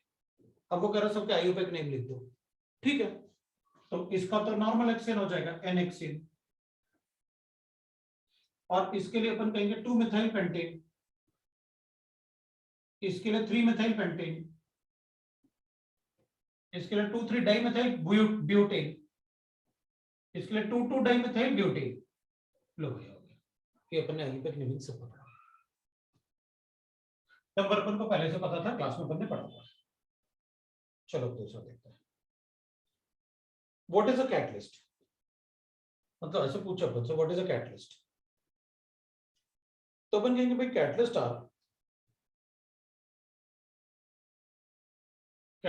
Are the chemical reagents or substance which increase the rate of reaction, increases the rate of reaction without consumed in it. The catalysts are always recovered at the end of reaction. Always recovered at the end of reaction. हमेशा वो reaction के and में recover हो जाते हैं catalyst, ठीक है। Example लिख देना अगर मार्क्स ज्यादा है तो। CH2 डबल बॉन्ड CH2 है, इसमें H2 ऐड करो, निकल एज कैटलिस्ट लिख देना, Ni कैटलिस्ट, तो एल्केन बना देना, that is alkane. What is the addition reaction, तो अपन को पता है व्हेन इन द सबस्ट्रेट, हाँ ऑब्वियसली बात है, अब लिखोगे ना, जब अपन पढ़ रहे हैं तो मतलब आप ऐसे थोड़ी होगा कि मजाक के लिए पढ़ रहे हैं, तो अपन पढ़ रहे हैं तो फिर पढ़ ही रहे हैं, है ना। तो व्हाट इज एडिशन रिएक्शन, ठीक है। तो एडिशन रिएक्शन में अपन कहेंगे when the chemicals are added in the given substrate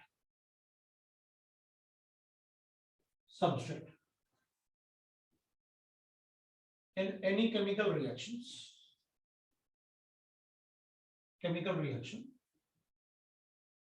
are called addition reactions. अपन इसको भी एडिशन रिएक्शन लिख सकते हैं क्योंकि अपन ने उसमें एडिशन किया। एग्जांपल लिख देना, एक CH2 double bond CH2 plus HCl को ऐड कर देते हैं तो CH3 और CH2Cl का एडिशन हो जाएगा, पाई बॉन्ड ब्रेक होगा और ये HCl का एडिशन होगा। अनसिमेट्रिक होगा तो मार्कोनी रूल यूज कर लेंगे। फिर और डू यू नो वाला पार्ट नहीं कर रहा मैं। Why are alkane insoluble in water? Alkanes are non-polar compounds, molecules, and water is a polar molecule. right? All non-polar molecules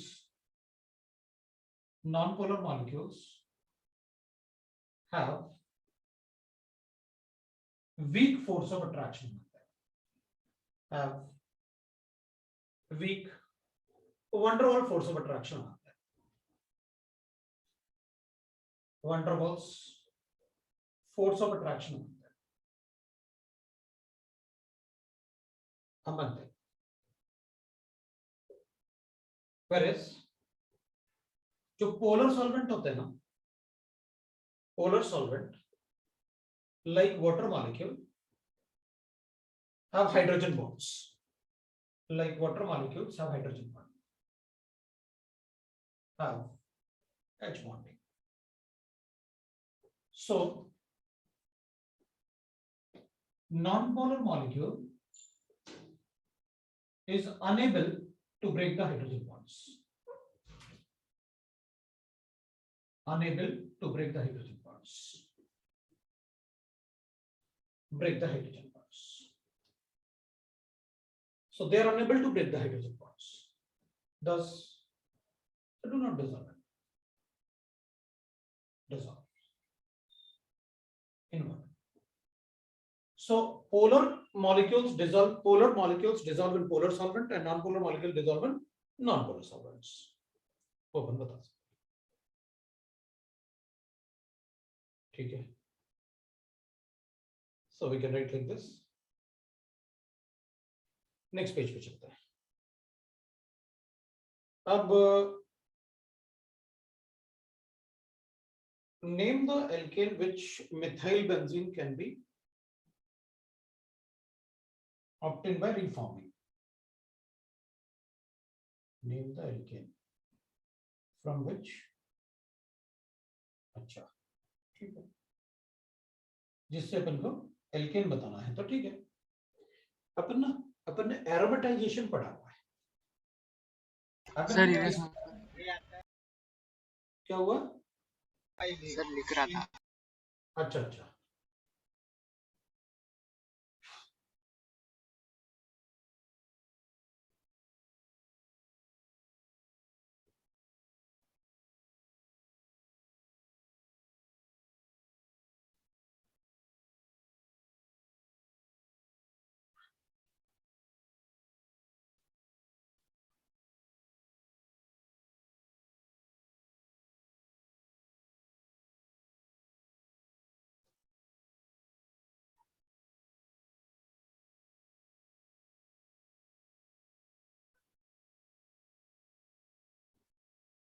हो गया? सर एक ठीक है, तो लेफ्ट वाला हटा दो। ठीक है।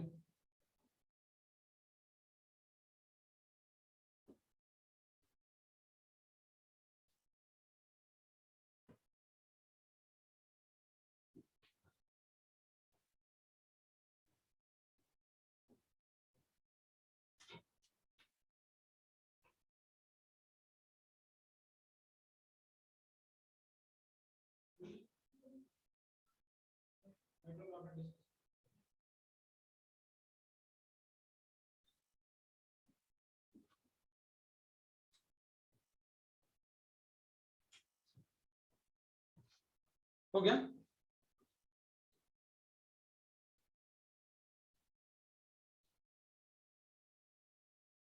हाँ सर। अब तक अपने पास इसमें name the alkane which methyl benzene is obtained from reforming. हाँ, तो reforming मतलब aromatization, reforming मतलब aromatization।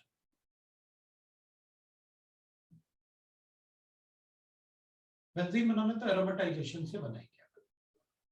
तो वो क्या बोल रहा है, जैसे अपन ने क्लास में पढ़ा हुआ है ना कि अगर अपने पास 6 कार्बन एटम है, मतलब NH है, तो इसको V2O5 के साथ रिएक्ट करेंगे 500 डिग्री सेंटीग्रेड पे और 10 to 20 एटमॉस्फेयर प्रेशर है, तो it will form benzene like this 3H2, 6 hydrogen निकाल दिए। लेकिन अगर अपन को इसमें एक और कार्बन मिथाइल बेंजीन के लिए भी रिक्वायर्ड है लाइक दिस, मिथाइल बेंजीन के लिए मुझे ऐसे चाहिए, मतलब मुझे क्या करना पड़ेगा, मिथाइल बेंजीन के लिए ये बनाना है मुझे, तो मैं क्या करूंगा, 7 कार्बन एटम ले लो, तो 6 मेंबर रिंग बन जाएगा, ऐसे एरोमेटाइज्ड होगा जब, और एक जो CH3 होगा वो मिथाइल बेंजीन बना लेगा। V2O5 होगा, 500 डिग्री सेंटीग्रेड होगा और 10 to 20 एटमॉस्फेयर होगा। लो भैया मिथाइल बेंजीन बनाने के लिए, दैट इज रीफॉर्मेशन, एरोमेटाइजेशन। ये अपन ने क्लास में एरोमेटाइजेशन पढ़ा हुआ है। What are alkenes? Which is unsaturated pi bond present है जिसमें नंबर ऑफ पाई बॉन्ड और सिग्मा बॉन्ड आप बना सकते हो। स्ट्रक्चरल फॉर्मूला ऑफ पेंटुइन, हाँ तो ठीक है ना, पेंटुइन का मतलब क्या है, अपन को पेंटुइन लिखना है। मैंने आपको बताया था कि भाई पहले तो आप 5 कार्बन एटम लिखो, वर्ड रूट लिखा करो सबसे पहले, फिर नंबरिंग कर दिया करो, फिर बाकी चीजें ऐड कर दिया करो, डबल बॉन्ड इधर लिखना होता है, पेंटुइन 2 इन चाहिए था अपन को, लिख लिया।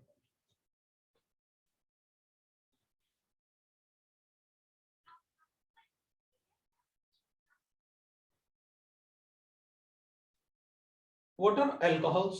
ऐसे क्वेश्चन गिवन है अपन को, है पेज नंबर 241 पे आ गए, पेज नंबर 241। अभी what are alcohols? तो अपन कहेंगे the organic compound which contain OH group attached to the saturated carbon atom are called alcohols, है ना? तो उनको alcohol, the dehydration of alcohol means removal of water molecule from the alcohol is called dehydration. What is the catalyst used? Dehydration के लिए concentrated H2SO4. The catalyst used for the dehydration is concentrated H2SO4. उतना लिखने की अपन को जरूरत नहीं।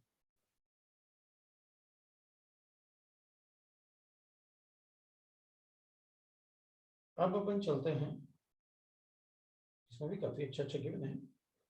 Why is अपन को given है, ये ऊपर मार्कोनिकोव रूल वाला है। Why 1-propanol and methyl propane 1-ol is not prepared by this method? Method कौन सा लिया अपन ने? ओजोन के बाद ही लिखा हुआ है, मतलब 244 पेज पे। ओजोन एनालिसिस तो अपन ने पढ़ा हुआ है, कैसे करते हैं ओजोन एनालिसिस, वो सारा पार्ट अपन ने पढ़ा हुआ है, अभी भी पढ़ा हुआ है, इसलिए ज्यादा कुछ है नहीं।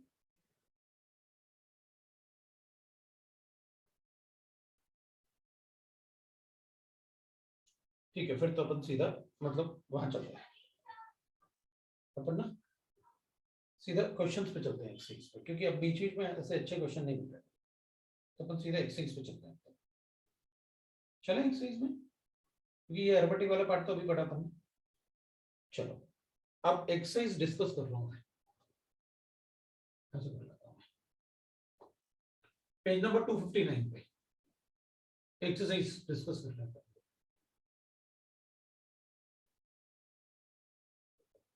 तो डिस्कस कर लो भाई, ऐसे लिखते हैं। Question number 1, Which of the following compound was the highest boiling point? अब देखना, जिसमें सबसे ज्यादा कार्बन है उसी का बॉइलिंग पॉइंट सबसे ज्यादा होगा, और अगर number of carbon atom same है तो जो नॉर्मल चेन होगा उसका बॉइलिंग पॉइंट ज्यादा होगा। ये अपन को पता है, बताने की जरूरत नहीं है। तो इसका आंसर अपने पास हो जाएगा नॉर्मल पेंटेन, क्योंकि पेंटेन भी है और ब्यूटेन भी है। तो पहले मैं सबसे ज्यादा कार्बन एटम चेक करूंगा, normal pentane will be like this और neopentane will be like this. तो अपन को पता है अगर number of carbon atom same है तो फिर ब्रांचिंग नहीं होनी चाहिए, इसका ज्यादा A is the option. B की बात करते हैं, acidic hydrogen atom is present in, हाँ भाई ठीक है। अब बी की बात करते हैं, क्वेश्चन नंबर 1 में कोई मतलब नहीं था। बी की second question, acidic hydrogen atom is present इन। देख भाई एसिटिलीन में एसिडिक हाइड्रोजन एटम होता है, क्योंकि ये sp हाइब्रिडाइज्ड है, ये CH2 डबल बॉन्ड CH2 है, तो ये sp2 हाइब्रिडाइज्ड है, और CH3 और CH3 है, तो इसमें sp3 हाइब्रिडाइज्ड है। अपन क्या कहेंगे, ये कार्बन सबसे ज्यादा इलेक्ट्रोनेगेटिव है इन तीनों में। अगर ये कार्बन सबसे ज्यादा इलेक्ट्रोनेगेटिव है, क्योंकि परसेंटेज ऑफ s कैरेक्टर ज्यादा होता है तो इलेक्ट्रोनेगेटिविटी ज्यादा होता है, फिर टेबल से पढ़ते आ रहे हैं। तो ये इस इलेक्ट्रॉन इसके इलेक्ट्रॉन को ज्यादा पुल करेगा, तो फिर इस पे डेल्टा पॉजिटिव चार्ज ज्यादा होगा, इस पे डेल्टा नेगेटिव चार्ज ज्यादा है। अगर पोलैरिटी ज्यादा है तो एसिडिक स्ट्रेंथ ज्यादा है। अब दूसरा गिवन है डाइमिथाइल एसिटिलीन, मतलब ये ए गिवन है, ये बी गिवन है, ये सी गिवन है और डी अपन को गिवन है डाइमिथाइल एसिटिलीन। मतलब ऐसे इसमें तो एसिडिक हाइड्रोजन एटम ही नहीं है, इस कार्बन से हाइड्रोजन अटैच होना चाहिए, इसमें तो इस कार्बन से कार्बन अटैच। तो ये वाला कार्बन एटम इस CH बॉन्ड में ज्यादा पोलैरिटी है, वो ज्यादा ज्यादा इलेक्ट्रोनेगेटिव है ना, sp हाइब्रिडाइज्ड। ये sp तो है लेकिन हाइड्रोजन एटम नहीं। नेक्स्ट क्वेश्चन की बात करते हैं, सी की बात करते हैं। सी वाले में गिवन है identify A in the following reaction. तो रिएक्शन है क्या? अच्छा, ये कह रहा है कि मेरे पास ये कंपाउंड है और इसमें आपको ए बताना है क्या होगा, जबकि अपन को साफ साफ दिख रहा है कि आपने यहाँ पर CH3 डबल बॉन्ड O लिखा है plus O double bond CH2। Actually this is a formaldehyde जो कि ओजोन के साथ CO2 और H2 में कन्वर्ट हो जाता है। That is a very good observation. तो अपन ना ये ओजोनोलिसिस कर रहा है, जिंक एंड वाटर, ये ओजोनोलिसिस की बात कर रहा है, कर दो ओजोनोलिसिस। तो इसमें ओजोनोलिसिस है नहीं है, केमनोफोर एंड एसिडिक मीडियम ले लो, इसको केमनोफोर ले लो, केमनोफोर इन अल्काइल मीडियम में OH माइनस है, ये ले लो। तो ये तो है नहीं ऑप्शन में, वरना मैं इससे भी कर देता। अब इससे कर सकते हैं अपन क्योंकि ये ऑप्शन में है, ये ऑप्शन में अपन को बी ऑप्शन अल्कलाइन केमनोफोर। ठीक है, तो अपन कहेंगे सी वाला नहीं हो सकता। नहीं, सी वाला तो तभी होता है जब ट्रिपल बॉन्ड हो, सी वाला सिर्फ एल्काइंस में रिएक्शन शो करता है, सी वाला option.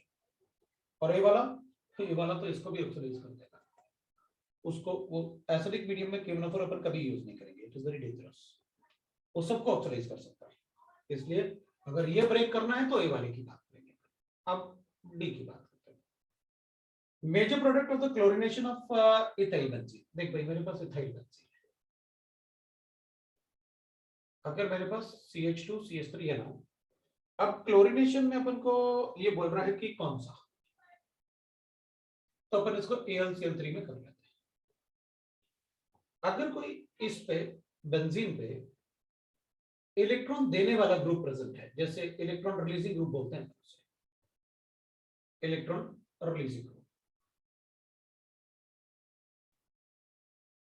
Electron releasing group, electron releasing मतलब जिसका प्लस आई या प्लस है, उनको कहते हैं अपन इलेक्ट्रॉन रिलीजिंग, इसका प्लस आई है।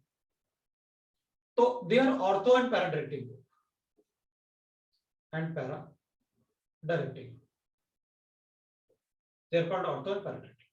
मतलब वो इलेक्ट्रोफाइल से कहेंगे कि आप ऑर्थो और पैरा पे अटैक कर सकते हो, मतलब मैं यहां पर ऐसे बता सकता हूं, CH2 CH3 इधर Cl, ये पैरा पे अटैक हो गया, या फिर अपन ऑर्थो पे भी अटैक कर सकते हैं, CH2 CH3 और यहां पर ऑर्थो पे Cl लिख सकते हैं, ये दोनों ही प्रोडक्ट बन जाएंगे। तो अगर दोनों में से किसी एक को चूज करना पड़े तो पैरा वाले को चूज करना हमेशा। तो इसमें दोनों प्रोडक्ट वैसे लिखे होने चाहिए, अगर नहीं लिखा हुआ है तो अपन पैरा वाले को चूज करेंगे। So para chloro ethyl benzene B वाले का आंसर कर दूंगा मैंने, तो इसका आंसर बी हो जाएगा, that is para chloro ethyl benzene. ये पैरा क्लोरो पैरा पोजीशन पे, ये ऑर्थो पोजीशन पे। और अगर कोई यहां पर इलेक्ट्रॉन विड्रॉइंग ग्रुप अटैच है, इलेक्ट्रॉन विड्रॉइंग ग्रुप कौन सा है? So this is called electron withdrawing group attach है, जो विड्रॉ करता है इलेक्ट्रॉन, इलेक्ट्रॉन विड्रॉइंग ग्रुप अगर अटैच्ड होगा तो that is called matter directing group. Matter directing group, electron withdrawing group होते हैं जिनका -m या +m, -m और -i, मतलब विड्रॉ करेंगे इलेक्ट्रॉन, तो फिर वो इलेक्ट्रोफाइल मेटा पोजीशन पे अटैक करेगा, उसके रिस्पेक्ट में मेटा पोजीशन, तो वो अपन मेटा पोजीशन पे अटैक करवाएंगे। फिर अपन को गिवन है, नेक्स्ट क्वेश्चन इज ई वाला, 1 क्लोरोप्रोपेन ऑन ट्रीटमेंट विथ। देख भाई मेरे पास 1 क्लोरोप्रोपेन है और इसको आपने एल्कोहलिक KOH से रिएक्ट करवाया। Alcoholic KOH is a base. Last time अपने एल्काइन जब बनाया था ना, तो एल्कोहलिक KOH में 2 बार एलिमिनेशन कर दिया था, डिहाइड्रोहाइड्रोजनेशन। ये अल्फा बीटा एलिमिनेशन जो करेगा, इससे हेलोजन और इससे एक हाइड्रोजन, तो विल गेट अ प्रोपेन। ऐसे प्रोपेन बनाता है, दैट इज फॉर्म। तो कौन सा हाइड्रोकार्बन है जो ल्यूब्रिकेंट जैसे यूज करेंगे? तो अपन कहेंगे अगर मुझे हाइड्रोकार्बन ल्यूब्रिकेंट जैसे यूज करना है तो विल से दैट कि भाई उसको लिक्विड फॉर्म में होना चाहिए। तो जो हाइड्रोकार्बन लिक्विड्स होते हैं वो कार्बन 5 से लेके, तो कार्बन 6 से लेके कार्बन 17 के पहले तक दे आर लिक्विड्स, तो उन्हीं को लुब्रिकेंट जैसे यूज कर लेंगे। Alkene used in manufacture of polythene bags, तो इथीन, पॉलीथीन लिखा था, पॉलीथीन बैग्स, पॉलीथीन मतलब ethene, so will have ethene. So ethene अगर होगा तो इनका पॉलीमराइजेशन कर लेंगे, इन मॉलिक्यूल्स लेके जो बनेगा पॉलीथीन हो जाएगा। This is polyethylene. So ethene are the alkenes which are used in manufacture of polythene bags. The hydrocarbon said to be cryogenic property. नहीं, cryogenic property. तो कौन से हाइड्रोकार्बन है with the cryogenic properties? बताओ भाई। Benzene. Benzene क्यों?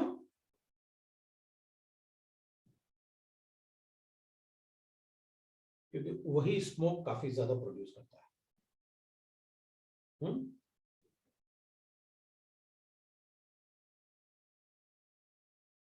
है ना? क्यों भाई? अच्छे क्वेश्चन गिवन है, क्वेश्चन तो बड़े मजेदार है। हाँ जी भाई। तो अपन कहेंगे उसमें benzene will be the hydrocarbon which will produce the carcinogenic properties, तो बेंजीन लिख लेंगे अपन। What is the main source of alkane? Alkane का मेन सोर्स क्या होगा? Main source of alkane petroleum products. Alkane वहीं से तो आते हैं, सीएनजी वगैरह सारा कुछ, hydrocarbon fuels. Arrange the following in isomers of with the molecular formula C5H12 in the increasing order of their boiling points। हाँ तो ठीक है, वो कह रहा है कि C5H12 के वो बनाओ। Increasing order of boiling point मतलब सबसे ज्यादा बॉइलिंग पॉइंट बाद में लिखना। तो भाई अगर नॉर्मल चेन है तो सबसे ज्यादा बॉइलिंग पॉइंट होगा, इसका बॉइलिंग पॉइंट ज्यादा होगा इससे, एक ब्रांचिंग कर देते हैं, और इसका बॉइलिंग पॉइंट ज्यादा होगा इससे। लो भाई, इसका सबसे कम, फिर इसका सबसे ज्यादा, इंक्रीजिंग ऑर्डर। जितना ज्यादा ब्रांचिंग होगा उतना कम हो जाएगा। Write the IUPAC name of the product obtained by the reaction of cold concentrated sulfuric acid followed by water with the compounds। हाँ तो ठीक है ना भाई, अगर अपने पास ये गिवन है और इसको concentrated H2SO4 के साथ रिएक्ट करवाते हैं और एक्सेस ऑफ वाटर ऐड करेंगे कोल्ड कंडीशन में। हाँ तो आप वाटर का एडिशन लिख रहे हो, उसमें H+ पहले अटैक करेगा, कार्बोकेटाइन बनाएंगे 2 डिग्री, और बाद में इसमें वाटर ऐड करेंगे तो वाटर से OH में ऐड कर देंगे, गेट द अल्कोहल। लिखना वहां पर कि अल्कोहल बना, ऐसे बता देंगे एक्सेस ऑफ वाटर के साथ। ब्यूटीन है तो 1 ब्यूटीन में भी ऐसे ही कर देंगे, 1 ब्यूटीन विद दिस, लेकिन वर्ड्स में लिखना पड़ेगा। When 1 butene reacts with this is 1 butene reacts with concentrated H2SO4, तो इससे H+ इस पे अटैक करेगा, it will donate the H+, so H+ attack forming a carbocation, 2 degree carbocation which is more stable, then it forms like this, SO4H ना negative, so अपन इसको ऐसे बना लेंगे, O नेगेटिव SO3H। ऐसे क्लास में मैंने ऐसे बताया, इसलिए बता रहा हूँ, वो डायरेक्टली बता दिया मैंने क्लास में ऐसे बताया। CHOSO3H बनेगा, that is alkyl sulphur butyl sulphonic acid, sulphonic acid बनेगा। डायरेक्ट लिखेंगे तो थोड़ा ठीक नहीं लगेगा स्कूल के लिए। देन अपन यहाँ पर ऐड करेंगे access of H2O, access of H2O करेंगे तो इसका हाइड्रोलिसिस हो जाएगा, विल गेट एन अल्कोहल, बनेगा वही, वो एच ऐड कर देते हैं। लेकिन वो थोड़ा स्कूल के हिसाब से, अगर टीचर को नहीं पता हुआ, टीचर को ये वाला पार्ट पता होगा, तो अपन को ये वाला पार्ट लिखना चाहिए, ठीक है। Next, right the balance chemical reaction for the preparation of ethane from ethyl bromide, ठीक है। वैसे तो ये क्लास में अपन ने पढ़े हुए, थोड़ा सा रटना पड़ेगा, क्योंकि इथाइल एल्काइल हैलाइड से एल्केन का प्रिपरेशन क्लास में पढ़ा अपन। सो एल्केन बनाना है अपन को इथाइल ब्रोमाइड के साथ है, सो जी वाला पार्ट था वो। Write the balance chemical reaction to prepare the ethane from this, हाँ तो ठीक है ना, CH3 CH2Br। तो इसको हटाना है तो अपन क्या करेंगे, जिंक और एसिड पड़ा हुआ है अपन ने इसके साथ, तो will get that CH3 CH2H plus ZnBr, ये बनेगा, ये बना क्लास में बताया होगा। और फिर इथाइल मैग्नीशियम हैलाइड, तो इथाइल मतलब हो गया CH3 CH2 MgBr, इस पे पॉजिटिव चार्ज होता है, इस पे नेगेटिव चार्ज होता है, इसको किसी भी एसिड से रिएक्ट करवा दो आपकी मर्जी, बट इट टेक HBr। तो ये नेगेटिव चार्ज इस पॉजिटिव चार्ज से रिएक्ट करेगा and will get that CH3 CH2H आ गया प्लस MgBr बन जाएगा, तो वह हो गया Grignard reagent। So this is called Grignard reagent। और ये सब वर्ड्स में लिखे when treated with a hydrogen bromide in presence of ether we get the product like this। फिर H वाला, the monochlororination of the following products, how many monochlorinated products are prepared? So H वाले में how many monochlorinated products, chlorinated products are formed। मेरे ख्याल से अपन ने class में monochlorination सीखा हुआ है स्ट्रक्चरल आइसोमर्स में, राइट। ए 2-methyl propane, 2-methyl propane, तो 2-methyl propane मतलब ऐसे, दिस इज 2-methyl propane। अभी अपन 4 कार्बन एटम है, तो चारों बना के देख लेते हैं, एक बार ऐसे बनेगा, एक बार ऐसे बनेगा, एक बार ऐसे बनेगा, और एक बार ऐसे बनेगा, ऐसे बनेगा।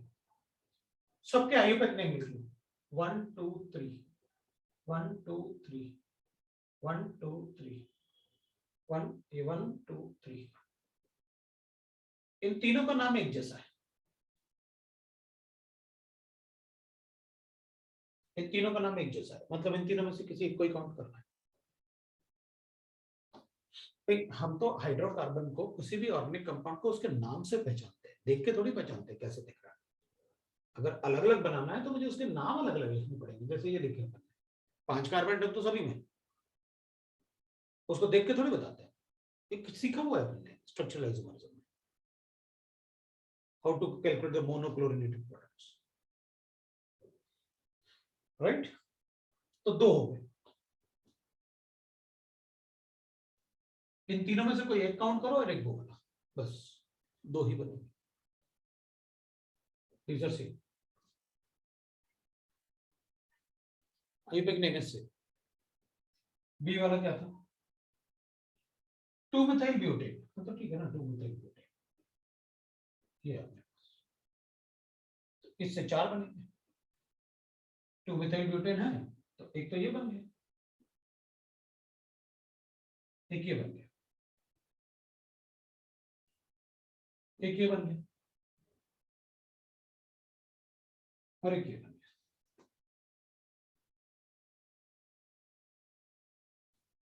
अब बन जाएंगे, एक ये बन गया, इस पे भी लिखते हैं, लो हमने सभी कार्बन पे लिख दिया, इन दोनों का आयुपेक नेम सेम है, इसको लिखूंगा तो ऐसे लिखूंगा, इसको लिखूंगा तो ऐसे लिखूंगा। IUPAC नेम, इसका IUPAC नेम इज डिफरेंट, इसका IUPAC नेम इज डिफरेंट, और इसका भी IUPAC name is different. Answer is 4, 4 बार। ये सब अपन ने सीखा हुआ है, ये कंपाउंड भी दोनों ही लिखे हुए हैं क्लास में, दोनों ही कंपाउंड अपन ने क्लास में प्रैक्टिस किया। राइट देयर IUPAC नेम, हाँ तो सभी का IUPAC नेम लिख देंगे, इसलिए तो पूछा उसने। IUPAC नेम सेम होगा तो right, they are not different. तो right all the possible product for the pyrolysis of butane. Pyrolysis मतलब हीटिंग, ठीक है, हीटिंग ऑफ ब्यूटेन लिखते हैं, all the possible products, all possible products for the heating of butane.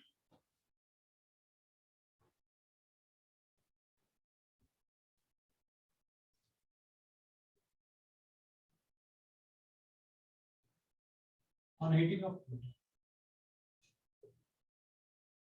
butane. So butane is like this, huh? Like this. This is a butane. अगर अपन इसे heat करेंगे, एक तो अपन ऐसे बना सकते हाइड्रोजन हटा के, एक तो मैं ऐसे बना सकता हूँ हाइड्रोजन हटा के, एक मैं ऐसे भी बना सकता हूँ हाइड्रोजन हटा के, 2 हाइड्रोजन हटाया, ऑल पॉसिबल प्रोडक्ट कहा उसने। एक मैं ऐसे ही बना सकता हूँ हाइड्रोजन हटा के, ये 4 बना सकता हूँ, ऑल पॉसिबल प्रोडक्ट ना, तो 5 बन गए। पायरोलिसिस मतलब अपन हीट करेंगे तो H2 हटेगा वहां से, तो इसके 2 ऐसे हाइड्रोजन थे, अपन किसी 2 हाइड्रोजन को हटा देना, 2 हाइड्रोजन को हटा के बता देंगे पॉसिबल प्रोडक्ट ऑफ ब्यूटेन। तो ये वाला ना, ये वाला ज्योमेट्रिकल आइसोमरिज्म शो कर सकता है, तो इसका सिस और ट्रांस 2 बताने पड़ेंगे, बाकी सब ज्योमेट्रिकल आइसोमरिज्म शो नहीं कर सकते, इसलिए ऑल पॉसिबल में 4 बताएंगे हाइड्रोजन हटा के। इन सब में 2 हाइड्रोजन कम है, this is C4H10, this all are C4H8।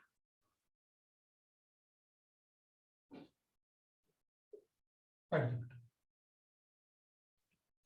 That is all we can write, ठीक है। अब अपन यही रुक जाते हैं, नेक्स्ट टाइम फिर इसको कंटिन्यू कर लेंगे और पूरा खत्म कर लेंगे।